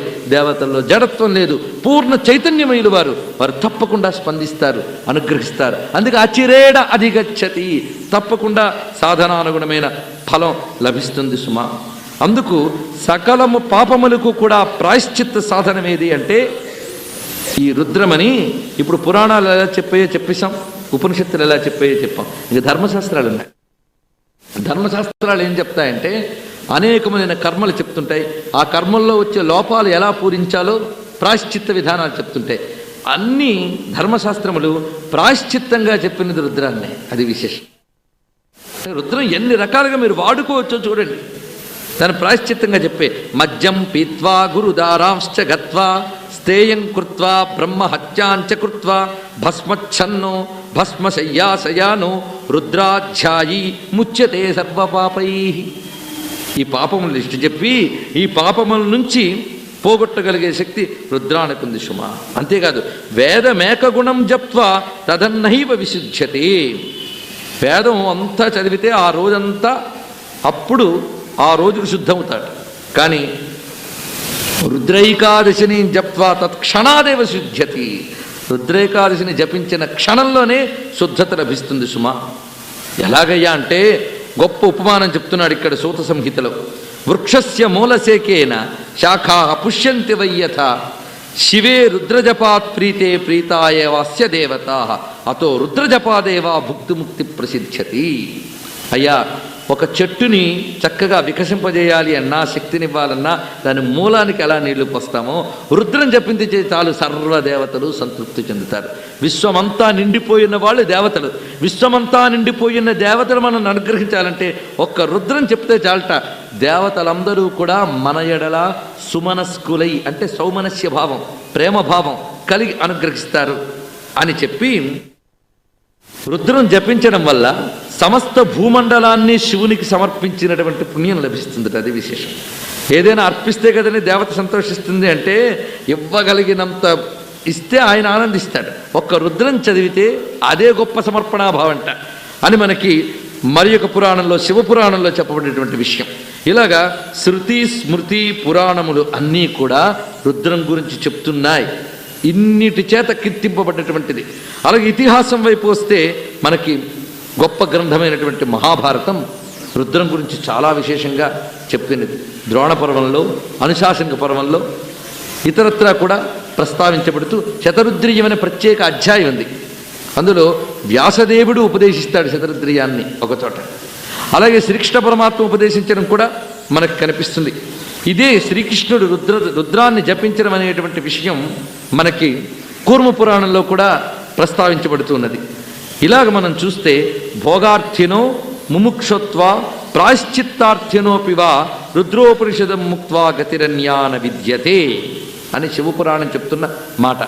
భోగములు కోరేవారైనా, మోక్షాన్ని కోరేవారైనా, ప్రాయశ్చిత్తాన్ని కోరేవారైనా రుద్రోపనిషత్తుని పట్టుకుంటేనే వాళ్ళకి గతి లభిస్తున్నది అని చక్కగా వివరంగా మనకి శివపురాణం దీన్ని మించినటువంటిది లేదయ్యా అన్నారు. అసలు మనిషి దేనికోసం తాపత్రయపడతారు? దీనికి మన వేదం చక్కగా చెప్పింది. మన అవసరాలు మనకన్నా వేదమార్కు బాగా తెలుసు. పిల్లాడికి ఏం కావాలో తల్లికి తెలిసినట్లుగా వేదానికి తెలుసు. మనకేం కావాలో ఆ అమ్మకి తెలుసు. అందుకే అన్నీ చెప్పింది. అనేక రకాల జీవులకి వారి వారి యొక్క జీవలక్షణానుగుణమైన మార్గాలతో వారు పొందవలసిన దాన్ని పొందింపజేస్తుంది వేదమాత. అందుకేంటంటే అయ్యా జీవులకి రెండు కావాలి. ఒకటి ఇష్టప్రాప్తి, అనిష్ట పరిహారం. ఎవరికైనా అదే కదండి. ఇష్టమైనది రావడం, ఇష్టం లేనిది పోవడం. ఈ ఇష్టం అనేది మళ్ళీ రిలేటివ్ టర్మ్. ఎవడి ఇష్టం వాడిది. చిన్నపిల్లవాడికి చాక్లెటే ఇష్టం. పెద్దవాడు తెలివి మీరిపోయాడు కనుక అంత శరణముపగమ్య ఇష్టమైన బ్రహ్మముని శరణ వేడుతున్నాం అని చెప్పుకున్నారు బ్రహ్మవాదులు. అందుకు వారికి అది ఇష్టం. బ్రహ్మ భిన్నమైనదంతా వాళ్ళకి అక్కరేలేదు. పరమాత్మకు భిన్నమైనవేవి వారికి అక్కర్లేదు. పరమాత్మే కావాలి. అందుకు వాళ్ళకి అది ఇష్టం, మిగిలిన దాని ఇష్టం. అయితే వాళ్ళకి ఏది ఇష్టమో దానినిచ్చి, వీడికి ఏది ఇష్టమో వాడికి ఇది ఇచ్చి అన్నీ ఇవ్వగలిగేది ఒకటి రుద్రంట. వాడికి కావలసిన ఆ ఇష్టాన్ని ఇస్తుంది, వీడికి కావలసినటువంటి భోగములు ఏవైతే ఉన్నాయో ఇష్టములు ఇస్తుంది. అయితే భోగముల కోసం రుద్రాన్ని జపించిన తప్పు లేదండి. ఏం తప్పలేదు. అయ్యా నాకేదో కష్టం వచ్చింది, రుద్రం పట్టుకున్నారు. మరి ఇష్టం అంటే బ్రహ్మమే అని చెప్పారు, నాకు అది ఇష్టం లేదు కాబట్టి రుద్రం నేను చెప్పను అంటే, దాని యందు నీకు ఇష్టం కావాలి అంటే ఆ ఇష్టం రాకుండా ఏదైతే చేస్తోందో ఆ పాపం పోవాలి కదా. ఆ పాపం పోవాలంటే పరమేశ్వరమయమైన సభా సదస్సుకు సవినయ నమస్సులు సమర్పణ చేసుకుంటూ రుద్రం జపించడం వల్ల సమస్త భూమండలాన్ని శివునికి సమర్పించినటువంటి పుణ్యం లభిస్తుంది. అది విశేషం. ఏదైనా అర్పిస్తే కదని దేవత సంతోషిస్తుంది అంటే ఇవ్వగలిగినంత ఇస్తే ఆయన ఆనందిస్తాడు. ఒక్క రుద్రం చదివితే అదే గొప్ప సమర్పణాభావంట అని మనకి మరి ఒక పురాణంలో శివపురాణంలో చెప్పబడినటువంటి విషయం. ఇలాగా శృతి స్మృతి పురాణములు అన్నీ కూడా రుద్రం గురించి చెప్తున్నాయి. ఇన్నిటి చేత కీర్తింపబడినటువంటిది. అలాగే ఇతిహాసం వైపు వస్తే మనకి గొప్ప గ్రంథమైనటువంటి మహాభారతం రుద్రం గురించి చాలా విశేషంగా చెప్పినది. ద్రోణ పర్వంలో, అనుశాసనిక పర్వంలో, ఇతరత్రా కూడా ప్రస్తావించబడుతూ శతరుద్రీయం అనే ప్రత్యేక అధ్యాయం ఉంది. అందులో వ్యాసదేవుడు ఉపదేశిస్తాడు శతరుద్రీయాన్ని ఒకచోట. అలాగే శ్రీకృష్ణ పరమాత్మ ఉపదేశించడం కూడా మనకు కనిపిస్తుంది. ఇదే శ్రీకృష్ణుడు రుద్రాన్ని జపించడం అనేటువంటి విషయం మనకి కూర్మ పురాణంలో కూడా ప్రస్తావించబడుతున్నది. ఇలాగ మనం చూస్తే భోగార్థినో ముముక్షత్వ ప్రాశ్చిత్తార్థినోపివా రుద్రోపనిషదం ముక్త్వా గతిరన్యాన విద్యతే అని శివపురాణం చెప్తున్న మాట.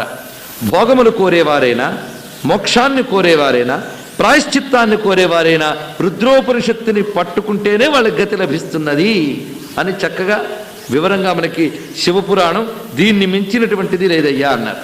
అసలు మనిషి దేనికోసం తాపత్రయపడతారు, దీనికి మన వేదం చక్కగా చెప్పింది. మన అవసరాలు మనకన్నా వేదమాతకు బాగా తెలుసు. పిల్లాడికి ఏం కావాలో తల్లికి తెలిసినట్లుగా వేదానికి తెలుసు, మనకేం కావాలో ఆ అమ్మకి తెలుసు. అందుకే అన్నీ చెప్పింది. అనేక రకాల జీవులకి వారి వారి యొక్క జీవలక్షణానుగుణమైన మార్గాలతో వారు పొందవలసిన దాన్ని పొందింపజేస్తుంది వేదమాత. అందుకేంటంటే అయ్యా జీవులకి రెండు కావాలి. ఒకటి ఇష్టప్రాప్తి, అనిష్ట పరిహారం. ఎవరికైనా అదే కదండి, ఇష్టమైనది రావడం, ఇష్టం లేనిది పోవడం. ఇష్టమైన బ్రహ్మముని శరణ వేడుతున్నాం అని చెప్పుకున్నారు బ్రహ్మవాదులు. అందుకు వారికి అది ఇష్టం. బ్రహ్మ భిన్నమైనదంతా వాళ్ళకి అక్కరేలేదు. పరమాత్మకు భిన్నమైనవేవి వారికి అక్కర్లే, పరమాత్మే కావాలి. అందుకు వాళ్ళకి అది ఇష్టం, మిగిలిన దాని ఇష్టం. అయితే వాళ్ళకి ఏది ఇష్టమో దానినిచ్చి, వీడికి ఏది ఇష్టమో వాడికి ఇదిచ్చి అన్నీ ఇవ్వగలేదు ఒకటి రుద్రంట. వాడికి కావలసిన ఆ ఇష్టాన్ని ఇస్తుంది, వీడికి కావలసినటువంటి భోగములు ఏవైతే ఉన్నాయో ఇష్టములు ఇస్తుంది. అయితే భోగముల కోసం రుద్రాన్ని జపించిన తప్పు లేదండి, ఏం తప్పులేదు. అయ్యా నాకు ఏదో కష్టం వచ్చింది, రుద్రం పట్టుకున్నాను, మరి ఇష్టం అంటే బ్రహ్మమే అని చెప్పారు, నాకు అది ఇష్టం లేదు కాబట్టి రుద్రం నేను చెప్పను అంటే, దాని యందు నీకు ఇష్టం కావాలి అంటే ఆ ఇష్టం రాకుండా ఏదైతే చేస్తోందో ఆ పాపం పోవాలి కదా.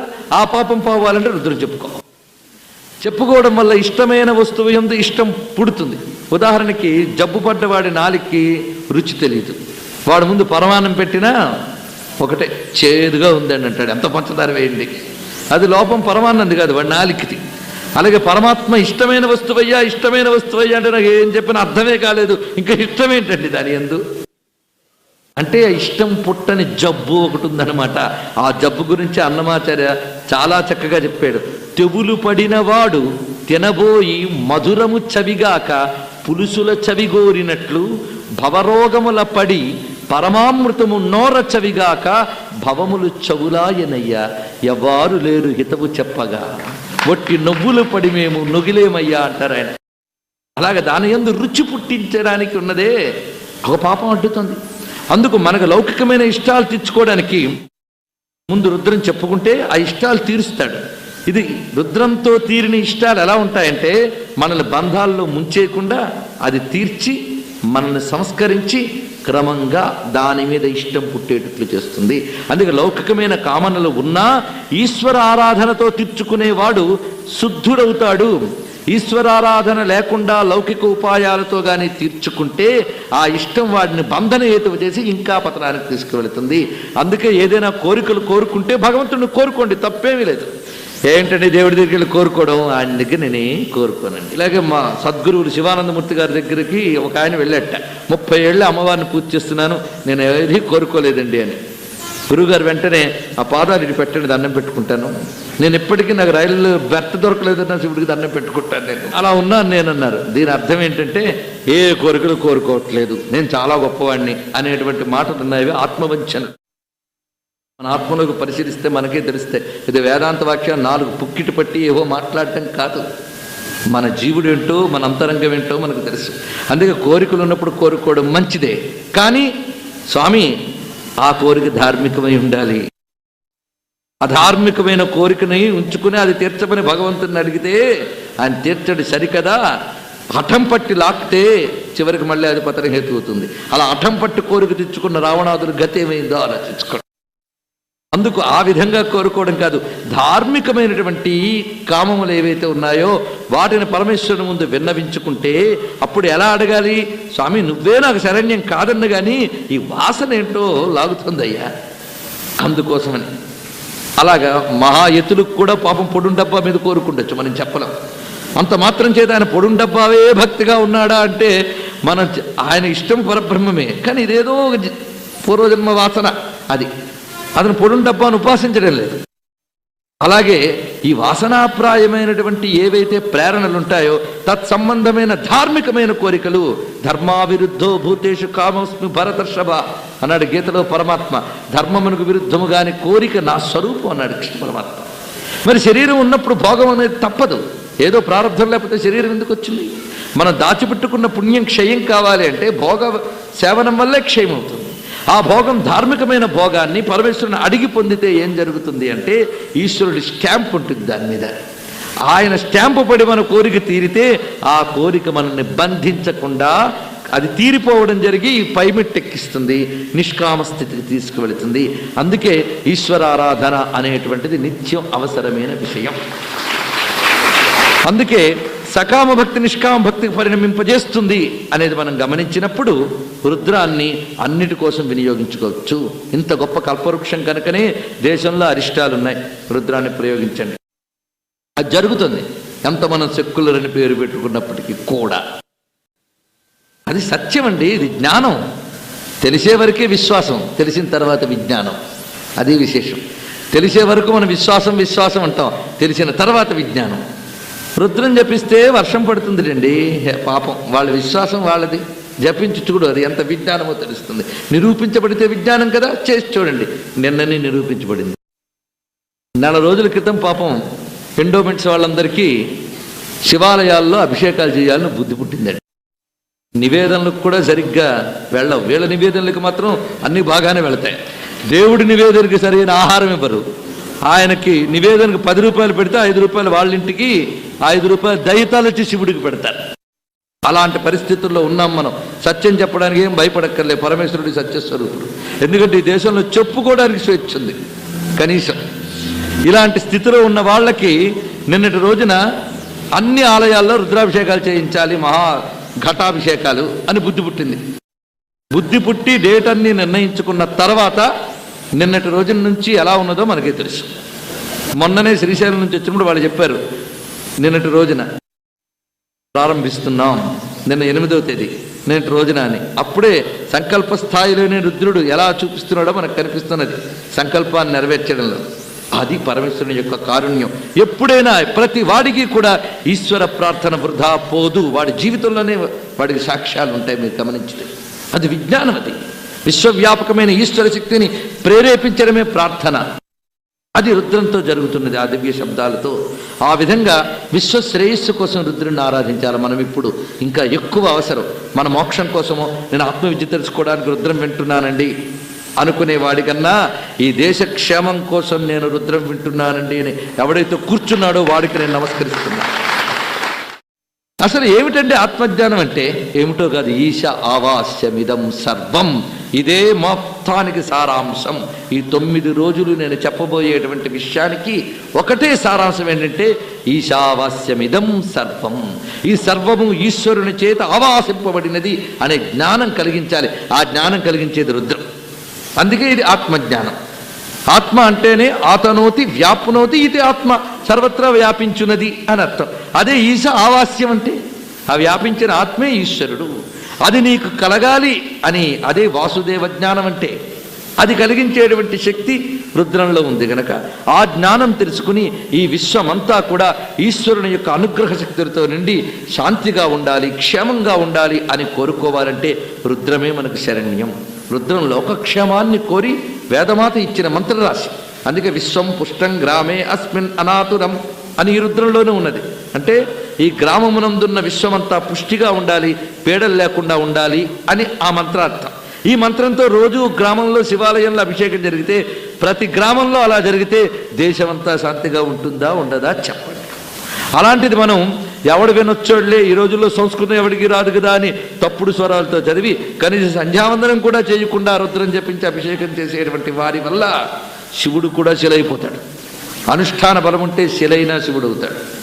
అందుకు అటువంటి అనుష్ఠాన పరత్వంతో కానీ రుద్రాన్ని జపిస్తే శ్రద్ధతో మేధతో తప్పకుండా వ్యక్తి ప్రయోజనం సామాజిక ప్రయోజనం కూడా నెరవేర్చబడుతుంది అనే ఉద్దేశంతో వేదమంతా చెప్పుకోలేకపోయినప్పటికీ కూడా ఒక్క రుద్రం ద్వారా వేదవేద్యుడైన పరతత్వాన్ని తలంచుకుని స్వామిని అనంత శక్తులతో లోకంలో ఇష్టప్రాప్తి అనిష్ట పరిహారం కలిగించు. ఎవరికి? ధార్మికులకి ఇష్టప్రాప్తి అనిష్ట పరిహారం కలిగించు. ఆ విధంగా లోకక్షేమం కోసం దీన్ని వినియోగించాలని చెప్పుమాన్ శతరుద్రీయం పఠతి శ్రద్ధయా సహ.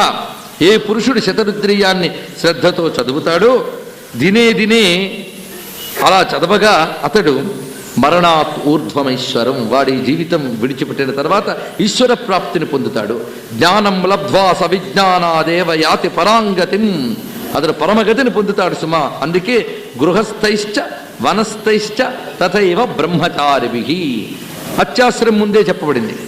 అందుకు అందరి చేత జపించదగినటువంటిది ఈ రుద్రం అనేటువంటి మహామంత్రం సుమా, మహామంత్ర గుచ్ఛము. ఈ విషయం మనకు మహాభారతంలో అనేక పర్వాల్లో చెప్తూ కైలాస సంహిత అనే భాగంలో, ఇది మహాభారతంలోనే మనకు వస్తుంది ఈ భాగం. అక్కడ అనేక ఘట్టముల్లో రుద్రవైభవాలు ఉన్నాయి. అవి చెప్పుకోవడమే చాలా రమణీయం అనుకోండి. మహాభారతంలో రుద్రం అనేది 9 రోజులు చెప్పచ్చు, అంత గొప్ప సబ్జెక్ట్ అది. ఎందుకంటే శ్రీకృష్ణ పరమాత్మ గొప్ప రుద్రోపాసకుడు. అందులో ఆయన ఇష్టదైవం, ఆయన ఆచార్యుడైన శ్రీకృష్ణుడు రుద్రతత్వాన్ని చాలా బాగా ఆవిష్కరిస్తాడు. అందులో సైంధవ వధకి ముందు రాత్రి అర్జునుడు ఆలోచనలో ఉన్నప్పుడు అతడు ప్రతిజ్ఞ చేశాడు, సూర్యోదయం లోపల అతడు తల తీసేస్తాను. ఆ ప్రతిజ్ఞ నెరవేర్చగలనా అనే బాధతో అతడు ధ్యానం చేస్తూ ఉంటే శ్రీకృష్ణ పరమాత్మ అతన్ని కైలాసానికి వద్దకు తీసుకువెళ్తాడట. ఆ మానస సరస్సు దగ్గర ఉన్న కైలాసానికి తీసుకువెళ్ళాడు. భారతే కైలాస యాత్రాయా మానస సరస్థిత పాశుపతాస్త్ర ప్రసాదనార్థం అక్కడికి తీసుకువెళ్ళి పరమేశ్వర సందర్శనం చేయించాడు. అంటే ఇక్కడ ఉన్నవాడిని అక్కడి దాకా తీసుకెళ్ళి అంటే ఆ టైంలో అక్కడి దాకా వెళ్ళాడా వచ్చాడా అంటే అర్థం సూక్ష్మదేహాన్ని క్షణాల్లో తీసుకువెళ్ళాడు ఆయన కృష్ణ పరమాత్మ. ఆ తీసుకువెళ్ళగానే ఎదుగా పరమేశ్వరుడు గోచరించాడు. ఆ గోచరించినప్పుడు ఈశ్వరుడు అనుగ్రహించాడు, చూపించట. చూపిస్తే పాశుపతాస్త్రం కనిపించిందట. ఈ పాశుపతాస్త్రం చుట్టూ అనేకములైన భుజంగములు కాపలా కాస్తూ ఉన్నాయి. ఇక్కడ సర్పములు, ఈ సర్పములు జ్వాలలు వెళ్ళగరుకుతూ ఉన్నాయట. వాటిని చూశాడు. వెంటనే కృష్ణ పరమాత్మ జానుభ్యామవనింగత, ఆ మోకాళ్ళు భూమికి ఆంచి 2 చేతులు దోయిరించి శిరస్సు వంచి శతరుద్రీయ మంత్రాలను జపించాడు కృష్ణ పరమాత్మ. నమస్తే రుద్రమన్యవ అంటూ మొదలుపెట్టాడు. ఇవి ఎప్పుడైతే కృష్ణుడు జపిస్తున్నాడో అర్జునుడు కూడా ఆయన పక్కన కూర్చుని ఆయనతో పాటు జపం చేస్తూ ఉంటే క్రమంగా ఈ సర్పములన్నీ చల్లబడి పాశుపతాస్త్రం అర్జునుని చేతికి వచ్చిందిట. మరి అంతకుముందు తపస్సు చేశాడండి, తపస్సు చేశాడు, కానీ పాశుపతాస్త్రం ప్రయోగించవలసిన అవసరం ఇంతవరకు రాలేదు. ఆ తప ఫలితంగా ఉన్న దివ్యాస్త్రం ఈ క్షణం సిద్ధింపబడింది. అందుకు మళ్ళీ శతరుద్రీయమే అయింది. ఈ ఘట్టం మనకి చక్కగా మహాభారతంలో వర్ణించబడుతుంది. అదేవిధంగా శ్రీకృష్ణ పరమాత్మ అనేక చోట్ల ఈ రుద్రాన్ని జపించడం పూర్తిగా మన కుర్మపురాణంలో మహాభారతంలో ప్రస్తావించబడుతుంది. అత్ర పూర్వం ఋషికేశో విశ్వాత్మా దేవకీ సుతః ఉపవాస వత్సరం కృష్ణ సదా పాశుపత వ్రత. సంవత్సరం పాటు ఉపవాస దీక్ష చేసి శ్రీకృష్ణ పరమాత్మ భస్మోద్ధూడిత సర్వాంగో రుద్రాధ్యయన తత్పర. ఇది విశేషం. భస్మధారణ చేసి రుద్రాధ్యయనం చేసేట శ్రీకృష్ణ పరమాత్మ. ఎందుకయ్యా ఇంత పని చేసేవు అని అడిగేట అర్జునుడు. ఈ విషయం మనకి కూర్మ పురాణంలో చెప్తూ మయా ప్రమాణం యదతో లోకస్తదనువర్తతే నా యాదేయోస్తి కశ్చిన్మే వరపాండవనందనా. నేను ఇదంతా ఎందుకు చేశాను అంటే నన్ను ప్రమాణంగా లోకం తీసుకుంటుంది కనుక అందరినీ రుద్రం జపించడానికి ప్రోత్సహించడానికి నేను చేశాను. అంతేగాని నాకు ఒకడు వరం ఇచ్చేవాడు ఉన్నాడో చెప్పు అన్నాడు. నేనే సర్వలోకాలకి వరం ఇచ్చేవాడిని, నాకెవరైనా వరం ఇవ్వాలా?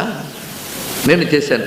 అందుకు నాకు అభిన్నమైన ఆ పరమేశ్వరుణ్ణి నేను ఆరాధించాను అనే విషయాన్ని చక్కగా చెప్తూ ఆరాధితవాన్ అహం ఆత్మానమాత్మనా. ఇది కృష్ణుడు చెప్పిన మాట. నన్ను నేను ఆరాధించుకున్నానన్నాడు కృష్ణ పరమాత్మ. అంటే పరమేశ్వరుడికి కృష్ణుడికి ఉన్న అభేదాన్ని ఆ పురాణం ఆ విధంగా చెప్పింది. ఇలాగ మనం రుద్రం యొక్క ప్రశస్తిని ఇన్ని విధములుగా గమనించాం. ఇప్పుడు రుద్రాభిషేకం చేసుకోబోతున్నాం. అంటే రుద్రాన్ని వినియోగించుకోవడం అభిషేకానికి. అయితే వేద ప్రతిపాదితమైన రుద్రమంత్రములు ఏవైతే ఉన్నాయో వాటికి ఉపనయనాది సంస్కారములున్న వారు మాత్రమే అర్హులు అని సంప్రదాయం. సంప్రదాయాన్ని గౌరవించడం మన సంప్రదాయం, అంతే కదా. ఎందుకు అనే ప్రశ్న వేసామా దుర్మేధ అవుతుంది. అందుకు ఆ జోలికి మనం వెళ్ళొచ్చు. ఎందుకు సమాధానం తెలుసుకోవడానికి చాలా శోధన అవసరం అండి, అంత తేలిగ్గా లేదు. ఒక ఆయన కొన్ని మాటలు మనకి తర్కంలో చాలా బాగుంటాయి, కొంచెం ఆలోచిస్తే తర్కం వీగిపోతుంది. ఈ మధ్య ఒక క్షేత్రానికి వెళ్ళినప్పుడు నియమంగా భోజనం చేసే వాళ్ళ కోసం అని ఒక అన్నసత్రాన్ని ఏర్పాటు చేశారు. ఆ అన్నసత్రం ఏర్పాటు చేస్తే ఎవరి కోసం? భోజన విషయం నియమం ఉన్న వాళ్ళ కోసం. ఎక్కడ పెడితే అక్కడ తినం, ఎవరు పెడితే వాళ్ళు చూస్తే తినం. ఎందుకు జపము తప్పము చేసుకున్న వాళ్ళకి ఆహార నియమం అవసరం. వారి కోసం పెడితే వాళ్ళు పెట్టగలేదు, మనం ఎందుకు పెట్టకూడదు అని వెంటనే 1,00,000 అన్నసత్రాలు వెలిసాయి. అని వాడు ఎందుకు పెట్టాడు వీడికి అర్థం కాదు. ఇలాగా కులాల ప్రాతిపదికగా విడదీస్తే ఒక మహా హైందవోద్ధారకుడు అక్కడ కనిపించి ఒక మాట అన్నాడు. అయ్యా, ఇన్ని అన్నసత్రాలు పెట్టారు, ఒక్కొక్కరికి ఒక్కొక్క ఆకలి ఉంటుందా? కులానికి ఆకలి ఉంటుందా? అందరి ఆకలి ఒకటే కదా అన్నాడు. వీడికని భలే చెప్పారండి అన్నాడు ఒకడు. భలే చెప్పలేదండి, ఆకలి అందరికీ ఒకటవచ్చు కానీ అన్నం అందరికీ ఒకటి కాదు, ఆచారం ఒకటి కాదు. కుక్క ఆకలి ఏనుగు ఆకలి కూడా ఒకటే, ఆ మాటకు వస్తాయి. ఆకలి అందరికీ ఒకటే, కానీ తినే పద్ధతి వేరు. ఎవరి జీవిత వ్యవహారాలు వారికి ఉంటాయి. అలాగే ఒక విద్య అనేటటువంటిది ఒక టెక్స్ట్ బుక్ కాదు వేదం అంటే. ఎలా పెడితే అలా చదివేదా? వేదంలో ప్రతి అక్షరం పరమేశ్వర స్వరూపం. ఒక అగ్నిని ముట్టుకోవాలంటే ఒక నియమం ఉంది. ఒక విద్యుత్తుని వాడాలి అంటే ఆ విద్యుత్తు ముట్టుకునేటప్పుడు మనం ఎన్ని జాగ్రత్తలు తీసుకుంటామండి, షాక్ కొట్టకుండా. అలాగే వేదం అనేటువంటి ఒక పరమేశ్వర స్వరూపాన్ని స్పర్శించడానికి ఒక జీవన విధానం చెప్పింది సంప్రదాయం. ఆ జీవన విధానం అందరి వల్ల సాధ్యం కాదది. ఆ జీవన విధానానికి తరాలు తరాలు అంకితమైపోవాలి వాటి కోసం. ఉదయం లేచిన దగ్గర నుంచి వాడు ఆ బ్రాహ్మీముహూర్తం నిద్ర లేవడం, స్నానం, సంధ్య, అందులో ఒక్కసారి నేర్చుకుంటే వచ్చేది కాదు అది.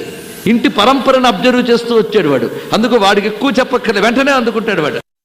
అలా వాడు అందుకుని ఆహార వ్యవహారాలు ఇవన్నీ లోపల జెనెటిక్స్లో పూర్వతరాల నుంచి వచ్చి కూర్చున్నాయి. వీడు అనుష్ఠానం తద్వారా వాడికి తదర్హత వచ్చింది. ఆ వచ్చిన వాడు ఏం చేస్తున్నాడు? ఈ మంత్రాధ్యయన శక్తితో వాడు పవిత్రుడే లోకాన్ని పవిత్రితం చేస్తున్నాడు. అది వాడి యొక్క పని. ప్రపంచంలో మంత్రశక్తిని కాపాడే పని వాడిది. పురాణములు ఎందుకు పుట్టాయో బాగా మీరు అర్థం చేసుకోండి. ఇది వేదం ఉంటే పురాణం ఎందుకు పుట్టింది? ఒక విద్య యొక్క స్వరూపాన్ని మనం అర్థం చేసుకోకుండానే మాట్లాడుతున్న రోజులు వచ్చాయి. ఎందుకంటే దుర్మేధలు గనక. పురాణముల గురించి చెప్తూ ఒక మాట అంటారు, కృపయా మునినా కృతం. దయతో చేసేటండి వ్యాసదేవుడు. ఎందుకంటే వేదముల అనంతములే. ఆ వేదాధ్యయనానికి కూడా కొందరికి అధికారం ఉంది, కొందరికి నియమాలు ఉన్నాయే. మరి ఆ ఫలితం పొందాలంటే ఏం చేయాలి? ఇతరులు పొందాలంటే ఏం చేయాలి? అందుకు వైదిక సూక్తాలను తీసుకుని శ్లోక రూపంలోకి వాటిని మార్చి, అవే శబ్దాలని వాటిని మార్చి సమకూర్చాడు వ్యాసదేవుడు. ప్రతి పురాణంలా పనిచేశారు. ఉదాహరణకి వేదంలో ఉన్న సౌర అరుణ మంత్రములు వీటన్నిటి యొక్క రహస్యాలన్నింటినీ కూడా ఆదిత్య హృదయం అనే దానిలో సమకూర్చారు. అది వాల్మీకి చేశారు ఆ పని. వ్యాసదేవుడు మహాభారతంలో కూడా ఆదిత్య సంబంధమైన అష్టోత్తర శతనామ స్తోత్రములు ఇవన్నీ పెట్టారు. ఇదంతా కూడా వేదముల్లో చెప్పబడ్డ సౌరమంత్రములన్నీ అందులో ఉన్నాయి. వాటికి నియమాలేం లేవు. నియమాలేం లేవంటే అర్థం పళ్ళు కూడా తొగ్గకుండా చదవచ్చు అని చెప్పాను అనుకోవచ్చు. నిత్య నియమాలు, శుచి నియమాలు, సాధారణ శుచి నియమాలు వాటికి ఉన్నాయి. అది అర్థం. స్నానం చేసి శుచిగా చదివితే చాలా మంచిది. అయితే భగవన్నామస్మరణకి శుచి కుదిరినంత వరకు చేయడం, కుదిరినంత వరకు చేసి కుదిరినప్పుడు కృష్ణార్పణం చేసి చదవచ్చవి, అది విశేషం. కానీ ఈ వేదాధ్యయనానికి ఉంది చాలా జాగ్రత్తగా చూసుకోవాలి. అది అందుకు సౌరారణ మంత్రములు అలా ఎలా కూర్పబడ్డాయో అలాగే వేదాల్లో చెప్పబడినటువంటి అమ్మవారి సూక్తములన్నీ కూడాను దేవీ మహాత్మ్యం పేరుతో మార్కండేయ పురాణంలో కూర్చబడింది. రాత్రి సూక్తములు కానీ ఇంకా మహిషాంతగిరి సూక్తం ఇవన్నీ కూడా వైదికమైన సూక్తములను అక్కడ సమకూర్చారు. ఇలా మనకి అన్ని వైదిక సూక్తముల్ని పురాణములు శ్లోక రూపాల్లో అందజేశాయి. మహాభారతంలో విష్ణు సహస్రనామం మనకు అలాగే వచ్చింది. అలాగే రుద్రం కూడా ఇన్ని రకములుగా మనకు అందజేయబడింది. వాటి మార్గంలో వెళ్ళవచ్చు. ఇప్పుడు మనం ఇక్కడ చెప్పుకునేది కేవలం మంత్రానుష్ఠానం గురించి కాదు. ఆ మంత్రముల యందు చెప్పబడ్డ రుద్ర వైభవాన్ని మనం ఇక్కడ స్మరించుకోబోతున్నాం.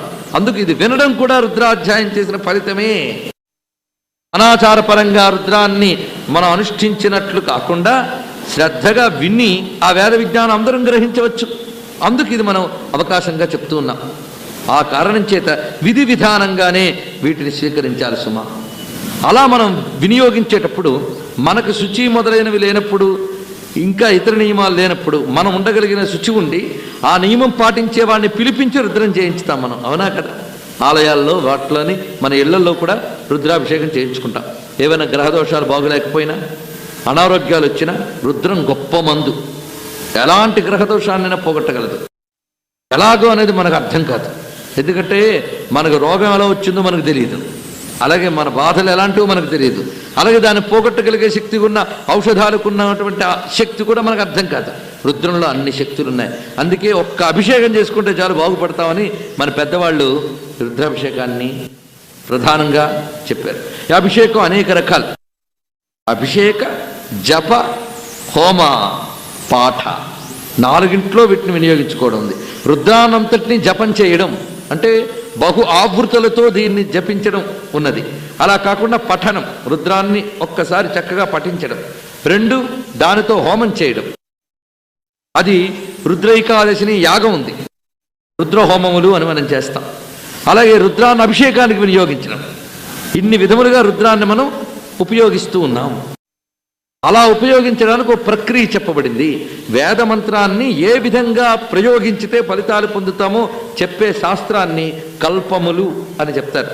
ఈ కల్పములు ఏర్పరిచినటువంటి వారు బోధాయనుడు, ఆపస్తంభుడు మొదలైనటువంటి సూత్రకర్తలు. వీరు ఆ వేదాన్ని ఏ విధంగా ప్రయోగించితే సిద్ధి పొందుతామో చెప్పినటువంటి వాళ్ళు. అలాగా రుద్రాభిషేకాన్ని ఏ విధంగా ప్రయోగించి సిద్ధుల్ని పొందాలో వేటికి ఏవో అనేక మంది మహర్షులు మనకు చెప్పారు. ఒకటి కాదు, కొన్ని రోగాలు పోగొట్టడానికి కొన్ని మంత్రాలు ఉన్నాయి. మొత్తం 11 అనువాకాల్లో ఉన్నవన్నీ శివమంత్రములు. అందులో ఒక్కొక్క మంత్రం మళ్ళీ ఒక్కొక్క రోగాన్ని పోగొట్టగలిగే శక్తి. అలాగే విప్లవాలను పోగొడతాయట. విప్లవం అంటే రాజ్యంలో లేచినటువంటి ఉపద్రవాలు, అలాంటి వాటిని పోగొట్టే శక్తి కూడా ఉన్నది. అందుకే ఆనాటి భారతీయ రాజ్య వ్యవస్థలో పురోహిత వ్యవస్థ కూడా ఉండేది. పురోహిత వ్యవస్థ ఎందుకోసం? రాజుగారి ఇంట్లోని వాళ్ళు ఇచ్చే తాంబూలాలు పుచ్చుకోవడానికి కాదు. అక్కడ రాజ్యానికి ఏదైనా ప్రమాదం వాటిల్లుతుంది అన్న సూచన కనిపిస్తే ఆ ప్రమాదం రాజ్యం మీద రాకుండా రాజు చేత ఈ దైవికమైన ప్రక్రియలు వినియోగింపజేసేవాడు పురోహితుడు. అది విశేషం. అందుకు రాజ్య వ్యవస్థలో పురోహిత, మంత్రి, సామంత ఈ వ్యవస్థ మన గ్రంథాల్లో కనిపిస్తుంది. అయితే ఇప్పుడు మనం మతాతీత రాజ్యాలు కనుక పురోహితులు అనేటువంటి వ్యవస్థే తీసేసాం. అంటే ధార్మిక వ్యవస్థ తీసేసాం.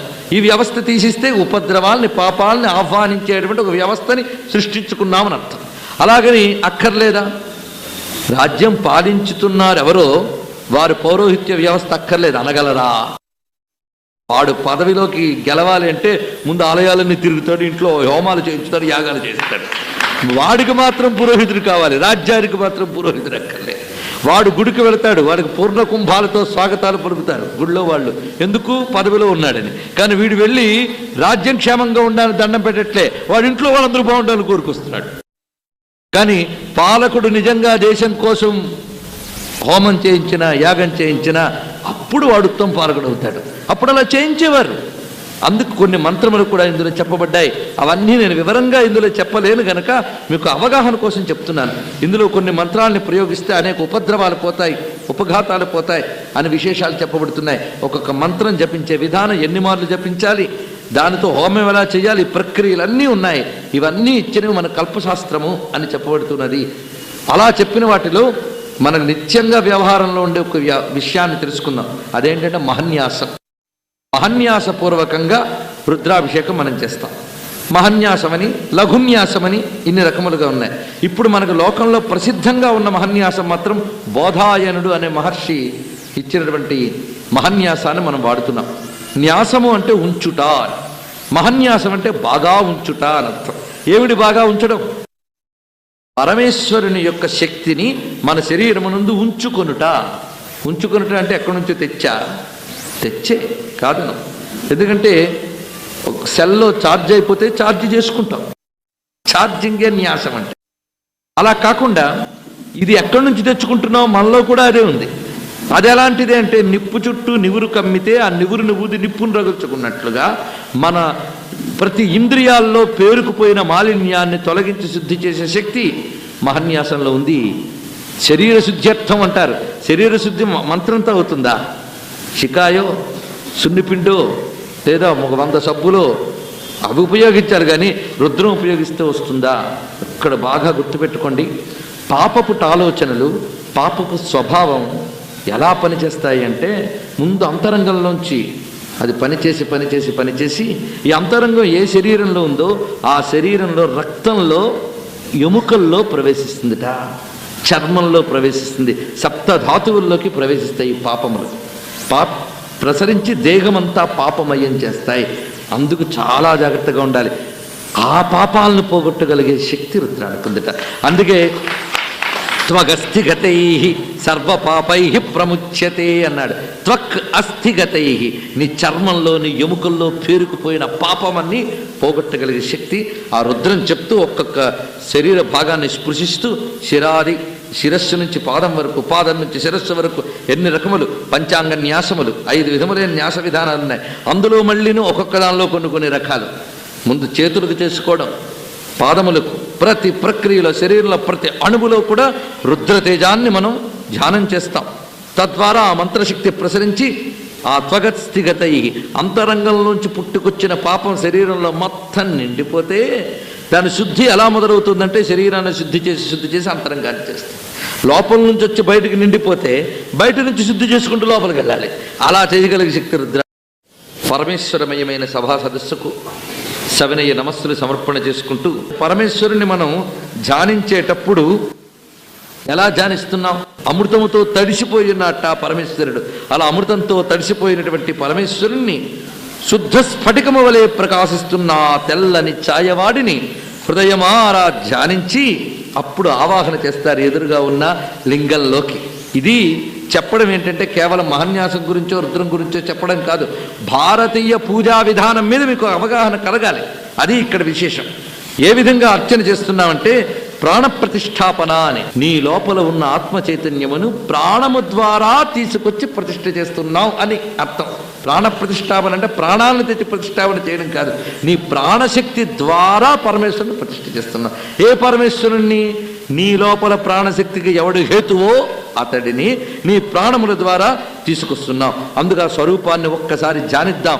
శుద్ధ స్ఫటిక శంకాసం త్రినేత్రం పంచవక్త్రకం గంగాధరం దశభుజం సర్పాభరణ భూషితం నీలగ్రీవం శశాంకాభం నాగయజ్ఞోపవీతినం వ్యాఘ్ర చర్మోత్తరీయంచ వరేణ్యం అభయప్రదం కమండల్ వక్షసూత్రాజ్యైరన్వితం శూలపాణినం జ్వలంతం పింగళజటం శిఖాముజ్యోతకారిణం అమృతేనాప్లుతం హృష్టం ఉమాదేహార్ధధారిణం దివ్యసింహాసనాసీనం దివ్యభోగ సమన్వితం దిగ్దేవతా సమాయుక్తం సురాసుర నమస్కృతం నిత్యంచ శాశ్వతం శుద్ధం ధ్రువం అక్షరం అవ్యయం సర్వవ్యాపినమీశానం రుద్రం వై విశ్వరూపిణం ఏవం ధ్యాత్వా వ్రతం సమ్యక్ తతో యజనమారభేత్.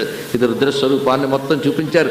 మన ఎదురుగా కనిపించిన ఆ దివ్యమంగళ విగ్రహం 10 చేతులతో 5 ముఖాలతో పింగళ జట ఎర్రని జటలతో దానిలో తెల్లని చంద్రలేఖతో గంగాధరుడై ప్రకాశిస్తూ ఉన్నాడు. వృషభ వాహనుడై ఉన్నాడు, నీలకంఠుడై ఉన్నాడు, నాగయజ్ఞోపవీతం ధరించి ఉన్నాడు.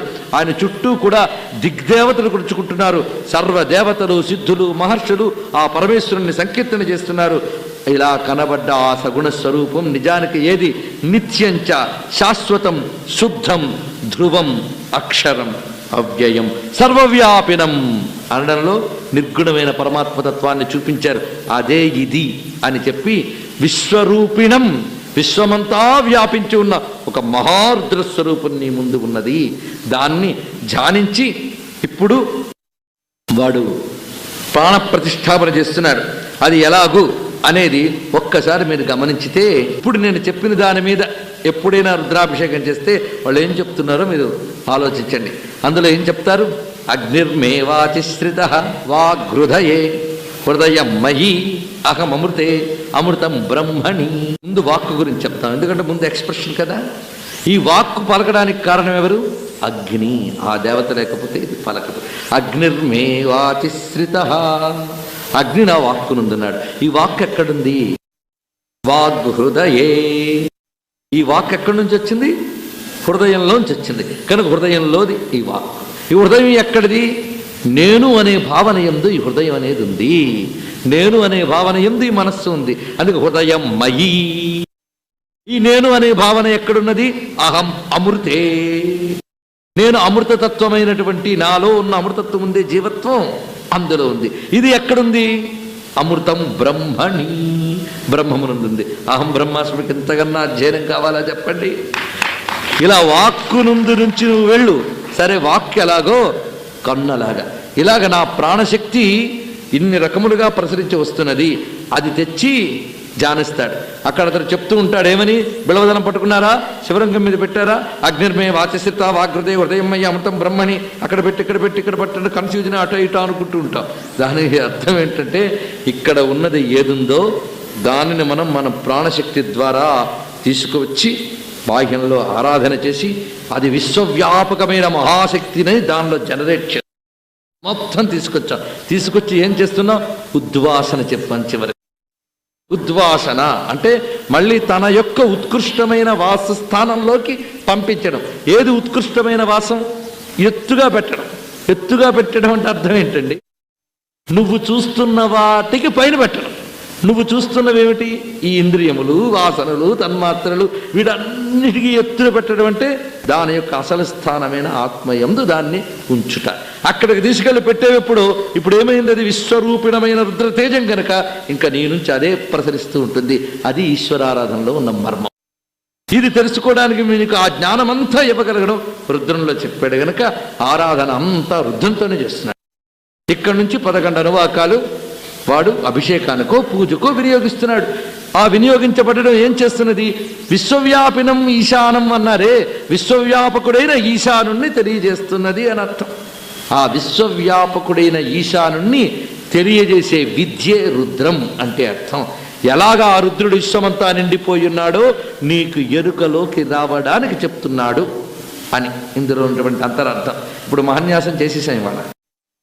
ఇంకా మిగిలింది అభిషేకం. బయట జరుగుతుంది అదే. అయితే ఆ జరగవలసిన అభిషేకాన్ని ప్రారంభించుకుందాం. ఈ రోజుకి మహాన్యాసం చెప్పుకున్నాం, పరమేశ్వరుణ్ణి ప్రాణప్రతిష్ఠాపన చేసుకున్నాం చక్కగా. ఇంకా స్ఫటికలింగాన్ని ఒక్కసారి ధ్యానిద్దాం. ఇప్పుడు చెప్పిన ఆ పరమేశ్వరుని యొక్క స్వరూపం ఆ లింగంలో మనం దర్శిస్తున్నాం. ఒక్కసారి ఆ ధ్యాన శ్లోకాన్ని మనసారా అనుకుని ఆపాతాళ నభస్థలంత భువన బ్రహ్మాండమా విస్ఫురత్ జ్యోతిస్ఫాటికలింగమౌళి విలసత్ పూర్ణేందువాంతామృతైః అస్తోకాప్లుతమేకమీశమనిశం రుద్రానువాకాంజపన్ ధ్యాయే దీప్సిత సిద్ధయే ధ్రువపదం విప్రోభిషించే శివం. బ్రహ్మాండ వ్యాప్తదేహా భసిత హిమరుచా భాసమానా భుజంగైః కంఠే కాళాః కపర్దాః కలిత శశికళాశ్చండకోదండహస్తాః త్రియక్షా రుద్రాక్షమాలాః సలలిత వపుషా శాంభవా మూర్తిభేదాః రుద్రాః శ్రీరుద్రసూక్త ప్రకటిత విభవాః న ప్రయచ్చంతు సౌఖ్యం. వేదంలో ఒక భాగంలో రుద్రో ఏషో అగ్ని రుద్రః అనే మంత్రం ఉన్నది. ఈ అగ్నియే రుద్రుడు. అందుకే రుద్రాన్ని అగ్నిగా ఆరాధించి యజ్ఞంలో వినియోగించడం కనిపిస్తున్నది, అభిషేకంలో వినియోగించడం కనిపిస్తున్నది. ఈ రుద్రాన్నంతటిని మనం కూర్చుని పారాయణ చేసినప్పుడు ఒక మహాగ్నిని రగిల్చి ఆహుతులు చేస్తే ఆ యజ్ఞంలో ఎంత ఫలితమో అంత వస్తుంది. అంటే పరమేశ్వరుని అగ్నిస్వరూపంగా ఆరాధిస్తున్నాం. ఇప్పుడు ఒక్కసారి మీరు ఈశ్వర స్వరూపాన్ని భావన చేస్తే యజ్ఞాగ్ని తత్వమంతా ఈశ్వర స్వరూపంలో ఎలా ఉందో మీరు గమనించవచ్చు. శివుని యొక్క జటాజూటం పింగళ జటలు అంటారట, ఎర్రని జటాజూటం అయినది. ఆ జటాజూటంతో ఉన్న పరమేశ్వరుని యొక్క ఆ జూట భాగంలో ఉన్నది గంగా, చంద్రవంక, నెలవంక. ఈ రెండు ఏమిటి? రసతత్వానికి సంకేతం. రసము అని అంటాం. ఆజ్యమే అక్కడ రసము. సోమము అంటే రసము అని అంటాం. ఆ యజ్ఞ ద్రవ్యమే సోమము. ఈ ఆజ్యం వల్ల అగ్ని రగులుతుంది. ఈ ఆజ్యం దేని వల్ల వస్తుంది? అగ్నికి వల్లే ఆజ్యం వస్తున్నది. ఈ ఆజ్యం అగ్నికి హేతువై అగ్ని వల్ల ఆజ్యం మళ్ళీ ఉత్పన్నమై పరస్పరం దీనితో ఒక మహాశక్తి ఉత్పన్నమవుతున్నది. అది మనకు సర్వదేవతామయంగా గోచరిస్తున్నది. ఈ ఫార్ములా విశ్వమంతా వ్యాపించి ఉన్నదిట. ఇక్కడ మనం రుద్ర విజ్ఞానం, వేద యజ్ఞ విజ్ఞానం కలిపి చూడాలి. విశ్వమంతా కూడా ఇదే సూత్రం వర్తించి ఉంది. అందుకే వైదిక సంప్రదాయం తెలిసినటువంటి మన శివపురాణం మొదలైనవన్నీ కూడా అగ్ని సోమాత్మకం జగత్ అనే ఒక సూత్రాన్ని ఇచ్చింది. యూనివర్స్, విశ్వం ఎలా ఫార్మ్ అయింది అనేది సూత్రం అది. అగ్ని సోమాత్మకం జగత్ అని. అగ్ని యొక్క లక్షణములైన ఉష్ణత, కాంతి అవి తీసుకుని, ఆర్ద్రత సోమము యొక్క లక్షణం, తడి చల్లదనం ఇవి సోమం యొక్క లక్షణం. ఈ రెండిటి యొక్క కలయిక వల్ల శక్తి అనేది ఉత్పన్నమవుతున్నది అని. పదార్థ నిర్మాణం కూడా ఈ రెండిటి వల్లే జరుగుతుంది. ఈ అగ్ని సోమముల యొక్క అనుపాతములు అంటే డిఫరెంట్ ప్రపోర్షన్స్, వీటి కలయికలోనే ద్రవ పదార్థాలు, వాయు పదార్థాలు, ఘన పదార్థాలు కూడా నిర్మాణం అవుతూ ఉన్నాయి. ఇలా సర్వ జగత్తు కూడా అగ్ని సోమములతోనే ఏర్పడింది అని మనకు వేద విజ్ఞానం చెప్తున్నది. ఈ అగ్ని సోమాత్మకమైనది దేని నుంచి ఏది ఉత్పన్నమైందో మనం చెప్పలేం, కానీ ఒకదానికొకటి పరస్పర ఆధార ఆధేయములు అని తెలుస్తుంది. ఈ విషయాన్నంతటిని గ్రహింపజేసేటువంటి గొప్ప సంస్కృతి భారతీయ యజ్ఞ సంస్కృతి. ఈ యజ్ఞ సంస్కృతిలో ఏం చేశారు? అగ్నిని రగుల్చుతున్నారు, ఆజ్యం వేస్తున్నారు, వేసి సర్వదేవతా శక్తుల్ని అందులోంచి మనం పొందుతున్నాం. ఈ వేసినప్పుడు అగ్ని శిఖలలో ఆ ఆహుతులు సోమరసం పడుతూ ఉంటే ఆ దృశ్యాన్ని ఒక్కసారి మీరు భావన చేయండి. పరమేశ్వరుడు ఆ అగ్ని జటలలో సోమము గంగని నెలవంకని ధరించడం అదే తత్వం. ఆ అగ్ని యజ్ఞాగ్ని తత్వమే ఆ రుద్రుని యొక్క స్వరూపం. నిజంగా ఆయన జటల్లో అగ్నిని చూపిస్తున్నా ఈ వ్యక్తమయ్యేటువంటి ఆ అగ్నికి, సోమానికి ఆయన యొక్క పరతత్వమే ఆధారం. ఈ పరతత్వం నిర్వికారం. అందుకే ఆయన శుద్ధ స్ఫటిక సంకాసుడై ప్రకాశిస్తూ ఉన్నటువంటి వాడు. ఈయనకి అగ్ని అని పేరు ఎందుకు వచ్చిందంటే పరమేశ్వరుణ్ణి వేదం అగ్ని అనడంలో కారణం అగ్రే నియతి ఇది అగ్నిహి అని, ముందు ఉన్నవాడు అని అర్థం. సృష్టికి పూర్వమే ఉన్న పరంజ్యోతి స్వరూపుడు ఆ పరమేశ్వరుడు. ఇలా జగన్ నిర్వహణ అంతా కూడా ఒక మహాయజ్ఞమని, ఆ యజ్ఞతత్వాన్ని మనం దీనిలో చూస్తూ ఉన్నాం.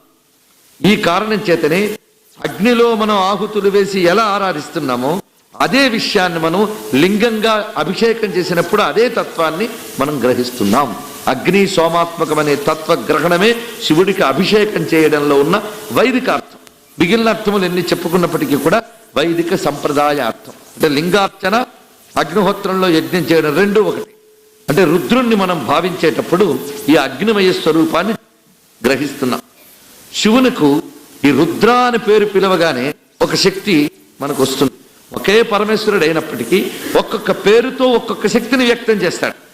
శివుడు అనేది త్రిగుణాలకి అతీతమైన పరమేశ్వరుని యొక్క స్వరూపం. ఈ త్రిగుణాత్మక జగత్తుగా ఆయన విస్తరించినప్పుడు ఈ అగ్ని సోమాత్మకమై వస్తున్నాడు ఆయన. అప్పుడు ఆయన రుద్రుడు అవుతున్నాడు. రుద్ర అనే శబ్దాన్ని మీరు పరిశీలించితే అందులో రకారం అనేది మీకు 2 మార్లు కనిపిస్తుంది. రుద్ర అని. రౌ అన్నప్పుడు రా ఊ ఉంది, దా కింద మళ్ళీ రా ఉంది. అంటే ఎక్కువ ఏది ఉంది? రకార బాహుళ్యం దీనిలో ఉన్నది.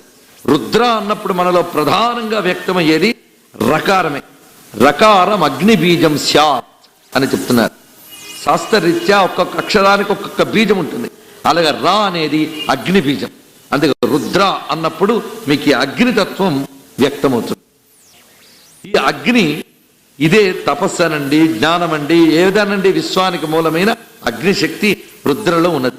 అందులో ద్ర అనే శబ్దం ద్రవతి ద్రావయతి ఇది ద్ర అని చూస్తే అది సోమతత్వాన్ని కూడా మనకు చెప్తున్నది. కనుక రుద్ర అనే మాటలోనే అగ్ని సోమం అనే లక్షణం ఉంది.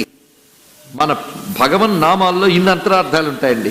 కేవలం నిఘంటు అర్థాలు, డిక్షనరీ మీనింగ్ మాత్రమే కాదు, ఆ నామంలో ఉన్న ఈ సౌండ్ ఉన్నదే అది విశేషం.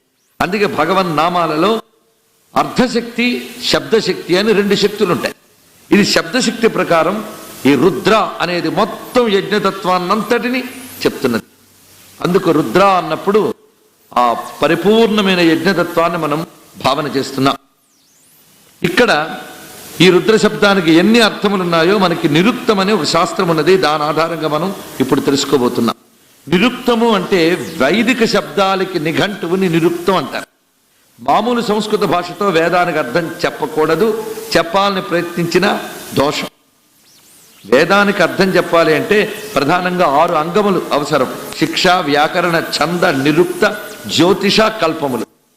కొన్ని చోట్ల జ్యోతిష్ సంకేతాలు ఉంటాయి, కొన్ని చోట్ల యజ్ఞమునకు వాడబడేటువంటి క్రియా పద్ధతులు ఉంటాయి. అవి తెలుసుకోవాలంటే కల్పశాస్త్రం చూడాలి, జ్యోతిష్ శాస్త్రం చూడాలి. అలాగే శబ్దానికి ఎన్ని అర్థాలు తీయచ్చు, దాని ధాతువు ఏమిటి, దాని స్వరూపం ఏమిటి తెలుసుకోవడానికి వ్యాకరణం చూడాలి. దీనికి తోడు నిరుక్తం, వైదిక సంప్రదాయం ప్రకారంగా శబ్దానికి అర్థం చెప్పండి. ఇన్ని రకములుగా శిక్ష, వ్యాకరణ, నిరుక్తి, జ్యోతిష, కల్పాదులు అవసరం. ఇవి కాక పురాణ ఇతిహాసాలు అవసరం. ఇవన్నిటితోనే వేదానికి మనం అర్థం చెప్పగలం. ఎందుకంటే ఇతిహాస పురాణాభ్యాం వేదం సముపబృంహయేత్ అన్నారు. ఇతిహాస పురాణముల ద్వారా వేదము పరిపూర్ణంగా వ్యాపించి అర్థం చెప్పబడుతున్నది అని. ఇవి చదవకుండా వేదానికి అర్థం చెప్పాలని ఎవడైనా బయలుదేరితే వేదమాత భయపడుతుంది. బిభేత్యల్పశ్రుతాత్వేదో మామయం ప్రహరిష్యతి. అయ్యో వీడి విడివిడి జ్ఞానంతో నాకు అర్థం చెప్పడానికి వస్తున్నాడే అని వేదమాత భయపెడుతుంది. అన్ని చోట్ల వేదానికి నిఘంటు అర్థాలు చెప్తే సరిపోదు. అజహ అనే మాటకి మేక అని చెప్పచ్చు, జన్మరహితుడైన బ్రహ్మమని చెప్పచ్చు, చతుర్ముఖ బ్రహ్మను కూడా చెప్పచ్చు. ఎక్కడేది చెప్పాలో తెలియాలి, ఏ వినియోగంలో ఏది చెప్పాలని ఇన్ని అర్థాలుంటాయి. అందుకే వేదానికి అర్థం చెప్పేటప్పుడు ప్రధాన నిరుక్తాన్ని తీసుకుని ఇక్కడ రుద్ర శబ్దంలో మనం ఏదైతే అగ్నిశోమతత్వాన్ని చెప్పుకున్నామో అలాగే నక్షత్ర వ్యవస్థకు సంబంధించిన అర్థములు ఉన్నాయి, జ్యోతిష్ శాస్త్రపరమైన అర్థములు. దీనిలో ప్రధానంగా ఆర్ద్ర అనే నక్షత్రం గురించి మీరు వినుంటారు. ఈ నక్షత్ర శక్తే ఈశ్వర శక్తి. ఆ రుద్రమంత్రాకమైనటువంటి శక్తి ఆ ఆర్ద్రలో దాగి ఉంది. జ్యోతిషపరమైన ఒక మర్మం ఇది. ఇది కాక నిరుక్త ప్రకారంగా రుద్ర శబ్దానికి అర్థం రోదయతి సర్వం అంతకాలే ఇది రుద్ర అని ఒక అర్థం. అంటే ప్రళయకాలంలో అందరినీ ఏడిపిస్తాడు ఆయన. ఎలా ఏడిపిస్తాడు? దేవతలు కూడా భయపడిపోతూ ఉంటారు ఆ మహాప్రళయంలో. అలా అందరినీ భయవిఫలుల్ని చేసేటువంటి ప్రళయకారకుడు పరమేశ్వరుడు. ఎందుకంటే ఆయనకున్న లక్షణం ఏంటి చెప్పండి? శాశ్వతత్వం. శాశ్వతుడు ఆయన. ఈ సర్వమును లయింపజేస్తున్న ఆయన లయం కాడు. పైగా లయమైపోతున్న దానిలో ఆయన భాగం కాడు. లయమైపోతున్న దానిలో భాగం కాడు కనుక ఆయనకు దుఃఖం లేదు. ఈ సర్వమునకు ఆయన స్థానమైన వాడు.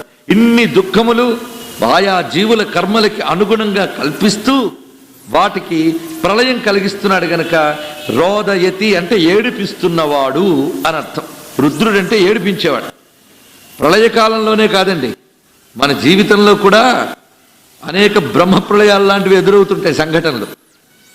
ఆ గండం దాటేటప్పటికీ బ్రహ్మ ప్రళయం అయిందండి అంటాడు ఒకడు. అంటే అలాంటి వేదనలు జీవితంలో కలుగుతాయి. అనేక శక్తులతో మనకి ప్రపంచంలో వేదనలు అనుభవిస్తూ ఉంటాం.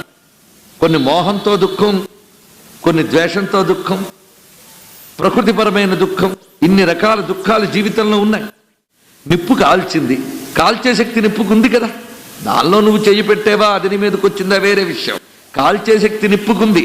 ఆ నిప్పును మరొక విధంగా వినియోగించి నువ్వే బాగుపడుతున్నావు, అది నిన్ను కాల్చింది. అంటే ఒకే నిప్పు నిన్ను కాలుస్తోంది, నిన్ను కాపాడుతుంది. అది దేని బట్టి? నీ కర్మానుగుణంగా. అలాగే పరమేశ్వరుడు ఈ ప్రకృతిలో ప్రతి పదార్థం నుండి నీ కర్మానుగుణంగా నిన్ను ఏడిపిస్తున్నాడు ఆయన. అందులో సందేహం లేదు. నీ కర్మానుగుణంగా ఇలా చెయ్యొచ్చండి అంటే రుద్రుడు అంటే అందరిని ఏడిపించేవాడు అనమాట. తప్పు చేస్తే రాజు అయిన వాడు ఏం చేస్తాడు? శిక్షిస్తాడు. శిక్ష అనుభవించేవాడికి ఏడుపు రావచ్చు. అయ్యో ఏడుస్తున్నాడు కదా అని రాజు జాలిపడి వదిలేస్తే దేశమంతా నేరగాళ్ళు మిగులుతాడు. మరి రాజు కూడా వాడు చేసిన శిక్షకి అనుగుణంగా వాడిని ఏడిపిస్తున్నాడు కదా. అలా ఏడిపించగలిగే శక్తి ఉన్నవాడే రాజు అవుతాడు. ఈ ఏడిపించేవాడే రక్షిస్తున్నాడు కూడా. అందుకే రుద్ర అనే శబ్దానికి ఏడిపిస్తున్నవాడు అని ఎలా అర్థం ఉన్నదో ఏడుపును పోగొట్టేవాడని కూడా అర్థం ఉంది. ఇది నిరుక్తం చెప్పినది, పురాణములు ప్రవచించిన శాస్త్రీయమైన అర్థం. అంతేగాని మన పాండిత్యాలన్నీ చూపించి బట్టతలకి మోకాలికి ముడిపెట్టి అర్థాలు చెప్పడానికి లేదు. సంప్రదాయ సిద్ధమైన అర్థమే చెప్పుకోవాలి. రుద్ర శబ్దానికి రెండవ అర్థం చూడండి. రుద్దుఃఖం దుఃఖ హేతుర్వా తద్రావయతిన ప్రభువు రుద్ర ఇత్యుచ్యతే సద్భి శివ పరమకారణం. శివుడు పరమకారణం, కారణాలకు కూడా కారణమైన రుద్రుడు ఏం చేస్తున్నాడంటే రుత్తుని ద్రవింపజేయవాడు రుద్రుడు. రుత్తుని ద్రవింపజేయవాడు రుద్రుడు. ద్రవింపజేయుట అంటే నశింపజేయుట, కరిగింపజేయుట అని కూడా అర్థం. రుత్ అంటే ఏమిటి? రుత్ అంటే దుఃఖము, దుఃఖ కారణము అని చెప్తున్నారు ఇక్కడ. రుద్దుఃఖం దుఃఖ హేతుర్వా. రుత్ అంటే దుఃఖం, దుఃఖ కారణం. ఈ రెండిటిని కూడా ద్రావయతి, నాశనం చేసేటువంటి వాడు కనుక రుద్రుడు. లోకంలో కొందరు దుఃఖ విమోచకులు కనిపిస్తారు. ఆ దుఃఖ విమోచకత్వం ఎలాంటిది అంటే ఏడిచేవాడు కన్నీళ్లు తొడవడం లాంటి. అది కన్నీళ్లు తుడుస్తుంది తప్ప ఏడుపుకి కారణమైనటువంటి దాన్ని తొడవలేదు. లోకంలో ఎవ్వరూ కూడా ఏడుపుని పోగొట్టగలరేమో గాని ఏడుపుకి అసలు కారణాన్ని ఎవరు పోగొట్టలేరు. దుఃఖానికి అసలు కారణం ఏంటి చెప్పండి? ఏదో ఘటనలు అంటాం, ఘటనలేం కాదు. అజ్ఞానం అసలు కారణం దుఃఖానికి. అవిద్య మూల కారణం. దానిని నాశనం చేయగలిగేటువంటి శక్తి ఒక్క ఆయన వద్ద ఉంది. గురుస్వరూపుడై మన యొక్క అజ్ఞానాన్ని సమూలంగా నాశనం చేస్తే దుఃఖం అనేదే లేదు. ఈ అజ్ఞానం చేత పాపం, పాపం చేత అజ్ఞానం పరస్పరం వృద్ధి చెందుతాయి. మన పూర్వకృత పాపముల చేత అజ్ఞానం పేరుకుపోతుంది, అజ్ఞానం చేత మరిన్ని పాపాలు చేస్తాం.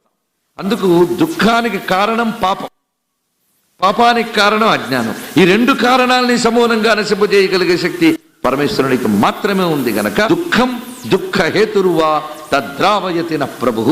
దీన్నే మనం మామూలు భాషలో చెప్పాలంటే దుంప తెంచేవాడు అని అంటారు. ఎందుకంటే చెట్టుని పెకలిస్తే లాభం లేదండి, దుంప మిగిలితే మళ్ళీ మొలకెత్తుతుంది. అందుకే దుంప తెంచడమే మూలాన్ని తీసేయడం అని. మూలమే దుంప అంటే. ఆ మూలం ఏంటి? దుఃఖమూలం. దుఃఖమూలం అజ్ఞానం. ఇప్పుడు పరమేశ్వరుణ్ణి ఈ నిర్వచనం మీరు ఎటువైపు అన్వయించుకున్నా వస్తుంది. ప్రస్తుతం మనకేదో దుఃఖం కలిగింది, ఈ దుఃఖం నుంచి పోగొట్టవయ్యా అని శివుణ్ణి అడుగుతాం. ఆయన పోగొట్టాడు, అంతేనా? కాదు. మనకు కూడా తెలియని ఆ అజ్ఞానం అనేది ఉందే, దాన్ని గుర్తించడం మహా కష్టం. అజ్ఞానాన్ని గుర్తించడానికి ఒక జ్ఞానం కావాలి. దానిని గుర్తింపజేసి ఆ అజ్ఞానాన్ని కూడా నాశనం చేసేవాడిని గురువు అని అంటాం. అంటే శివుడు గురుస్వరూపంగా బ్రహ్మ విద్యనిచ్చి కైవల్యాన్ని ఇచ్చేవాడుగా కూడా రుద్రుడు.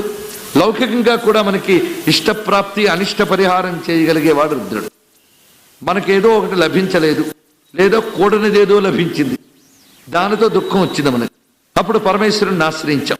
ఆయన వెంటనే గమనించాడు, దీనికి ఏది కారణమో దాన్ని తొలగించాడు. దానితో ఈ సమస్య పరిష్కరింపబడింది.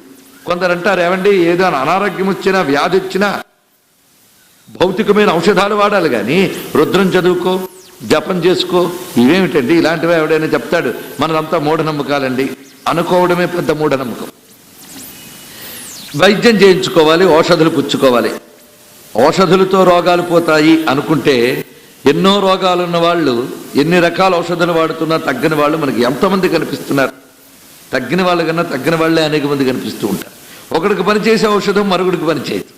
ఒకడికి వెంటనే ఉపశమనం ఇచ్చే ఔషధం మరొకడికి ఇవ్వదు. పోనీ ఔషధం పని చేయాలన్నా డాక్టర్ పని చేయాలన్నా ఆ ఇద్దరు సరైన వాళ్ళు వీడికి దొరకాలన్నా మరొకడు వెనకుండాలి. అదే అనుకూలత అనేటువంటిది. సరైన టైంలో సరైన డాక్టరు సరిగ్గా డయాగ్నోస్ చేయగలగడం కూడా ఒక యోగం అండి. లేకపోతే ఉట్టి కడుపు నొప్పుని వెళ్తే క్యాన్సర్ చెప్పి మందులు ఇచ్చి చిట్ట చివరికి అయ్యయ్యో ఇంతేనా అని వామిస్తే తగ్గిపోయింది అనేటువంటి వాళ్ళు కూడా కనిపిస్తారు. అంటే వైద్యుడు కూడా సరిగ్గా రోగాన్ని పోల్చి మనకి ఉపకరించాలన్నా ఆ వైద్యుడిలోంచి వచ్చే రుద్రుడు సహకరించాలి. మనకి విశ్వమంతా వ్యాపించిపోయాడు కనుక సరి అయిన వాడు దొరకాలన్నా ఆయనే చేయగలడు. ఎలా బాగు చేసుకుంటాడో ఆయన ఇష్టం అండి. ఇక్కడ కొన్ని జీవితంలో కూడా మనకి సంఘటనలు జరుగుతాయి. అప్పటికవి తేలిగ్గా అనిపిస్తాయి, కానీ కొంచెం మీకు ఆలోచిస్తే తర్వాత అర్థమవుతాయి. ఇలాంటి సంఘటనలు ప్రతి వారి జీవితంలో ఉంటే ఒక్క నాకే కాదు, ఇక్కడ చెప్పే స్థానంలో ఉన్నాను కనుక చెప్తున్నాను. కానీ చెప్పడానికి అవకాశం ఇస్తే ఇక్కడ అందరూ చెప్పగలరు. అలాంటి కొన్ని సంఘటనలు ప్రతి వారి జీవితంలో జరుగుతాయి. ఒకసారి భీమవరంలో శివతత్వ ప్రవచనానికి వెళ్ళినప్పుడు అక్కడ ఒక బ్యాంకు ఉద్యోగి వచ్చి ఒకే ఒక్క మాట మీకు చెప్పి వెళ్ళడానికి వచ్చానన్నాడు. ఏమిటండి అంటే అతనికి శరీరంలో భయంకరంగా సొరియాసిస్ వ్యాధి వచ్చింది. కొన్ని సంవత్సరాలు బాధపడ్డాడు. చనిపోదామని కూడా అనుకున్నట్ట ఆయన. చిట్ట చివరికి ఆ వ్యాధిని తట్టుకోలేక ఎన్ని మందులు వాడాడు, ఆయన తిరగంది లేదు, అనేక చోట్లకి వెళ్ళేట, తగ్గలేదు. ఆఖరికి ఒకరోజు, ఆ రోజు శివరాత్రి, ఆయన ఉదయం నుంచి ఒకటే పని పెట్టుకున్నాడు. తనకు అందుబాటులో ఉన్న ఆ గోదావరి తీరంలో శివాలయాలన్నీ చూసేట. ముఖ్యంగా అక్కడ పంచారామ క్షేత్రాలు ఉన్నాయి. అవన్నీ చూసి శివుడితో ఒకటే అన్నట్ట, నువ్వు తగ్గించేవా సరే సరే, లేకపోతే నేను రేపో మాపో నీ ముందే ప్రాణాలు వదిలేస్తాను గట్టిగా నిర్ణయించుకున్నాడు. ఎందుకంటే వ్యాధి భరించలేకపోతున్నాడు. అలా తిరిగి రోజంతా ఉపవాసం ఉండి రాత్రి ఇంటికి వచ్చిన వెంటనే అతనికి హైదరాబాద్ నగరం నుంచి ఒక ఫోన్ వచ్చింది. ఇక్కడ ఒక డాక్టర్ దొరికాడు, నువ్వు ఒక్కసారి రా అని చెప్తే ఆయన ఆ శివరాత్రిని కూడా చూడకుండా వెంటనే వస్త్రాలు ప్యాక్ చేసుకుని వచ్చేసాడు. వచ్చి మరుసటి రోజే కలిశాడు. మందు వాడిన మరుసటి రోజు అతనికి వ్యాధి తగ్గిందండి. ఇది జరిగిందని అతను చెప్పాడు. దీని అర్థం ఏంటి? శివుడు వచ్చి నేరుగా తగ్గించాడా? శివుడు ఎక్కడికి రావాలి, శివుడు ఎక్కడ లేడని అప్పుడు ఆ అనుకూలింపు చేసి అలాగా తగ్గించాడు. ఇది పరమేశ్వరుని కృప. ఆశ్రయించిన వాళ్ళకి దుఃఖాన్ని, దుఃఖ కారణాన్ని పోగొట్టగలడు. అందుకు రుద్ర అంటే రెండవ అర్థం ఇది. ఏమంటే రెండు అర్థాలు ఒక్కడికే ఉంటాయా అంటే మరి ఒక్కడే రెండు పనులు చేస్తున్నాడు. అందుకు రెండు అర్థాలు ఒక్క పేరులోనే పెట్టుకున్నాడు. అంతేకాకుండా మరొకటి చెప్తున్నారు చూడండి, ఋతం సంసార దుఃఖం ద్రావయతి అని వైదిక నిరుక్తమే చెప్పింది. సంసార దుఃఖమును ద్రవింపజేయువాడు. ఎందుకంటే మహర్షుల దృష్టి అంతా దాని మీద ఉంటుంది. ఈ పై ఏడుపులు కాదు. చిన్నపిల్లవాడు చాక్లెట్కి ఏడవడం అనేటటువంటిది మనకు సిల్లి, కానీ అదే స్థాయిలో మనముంటే అంతకు మించిన వేదన మరొకట్లేదు. అలాగే మన దుఃఖాలన్నీ కూడా బ్రహ్మవాదులకు చాలా సిల్లి. వాళ్ళు అసలు దుఃఖం ఏంటో వాళ్ళు కనుక్కున్నారు. దాని మూలం తీయాలి అని ప్రయత్నిస్తారు గనక వాళ్ళు ఈ నిర్వచనాన్నే చెప్తారు, సంసార దుఃఖం ద్రావయతి. ఇది మరొక అర్థం. ఇంకొక అర్థం చూడండి, ఋతవు నాదాంతే ద్రవతి ద్రావయతి రుద్రః. ఇది యోగపరమైన అర్థం, ఇది వైదికమైన అర్థమే. ఋతం అనే శబ్దానికి నాదము అని అర్థం ఉన్నది. ఋతవు నాదాంతే ద్రవతి అని అంటే ఋతము యొక్క అంతమునందు ద్రవించువాడు అని అర్థం చెప్పారు. నాదాంతం అనేది మామూలు విషయం కాదండి. ఇది ఇక్కడ తెలియాలంటే కొంత యోగంతో, కొంత ఉపాసనతో సంబంధం ఉండాలి. లలితా శాస్త్రంలో మనకి బాగా అలవాటు ఉన్నది గనక దానిలో చక్రముల పేర్లు అందరికీ తెలుసు. ఈ చక్రములతో మనం చేసే సాధన ప్రాణాయామ సాధన. దీనితో ప్రణవాన్ని ప్రాణాయామంగా వినియోగించుతారు. ప్రణవ మంత్రాన్ని ఓం అని. ఈ ఓం అనేటువంటి సాధన చేసినప్పుడు ఇది ఎక్కడికి వెళుతుందో మనం గమనించమన్నాడు. ఆ వెళ్ళే స్థానం ఓం అన్నప్పుడు అకార ఉకార మకారాలు అంటాం మనం, కానీ బయటికి వినబడేది వ్యక్తమే అకార ఉకార మకారాలు. దీని వెనకాల అవ్యక్తం చాలా ఉంది. వ్యక్తం కన్నా అవ్యక్తం చాలా విస్తృతి. నమః శివాయ సాంబాయ శాంతాయ పరమాత్మని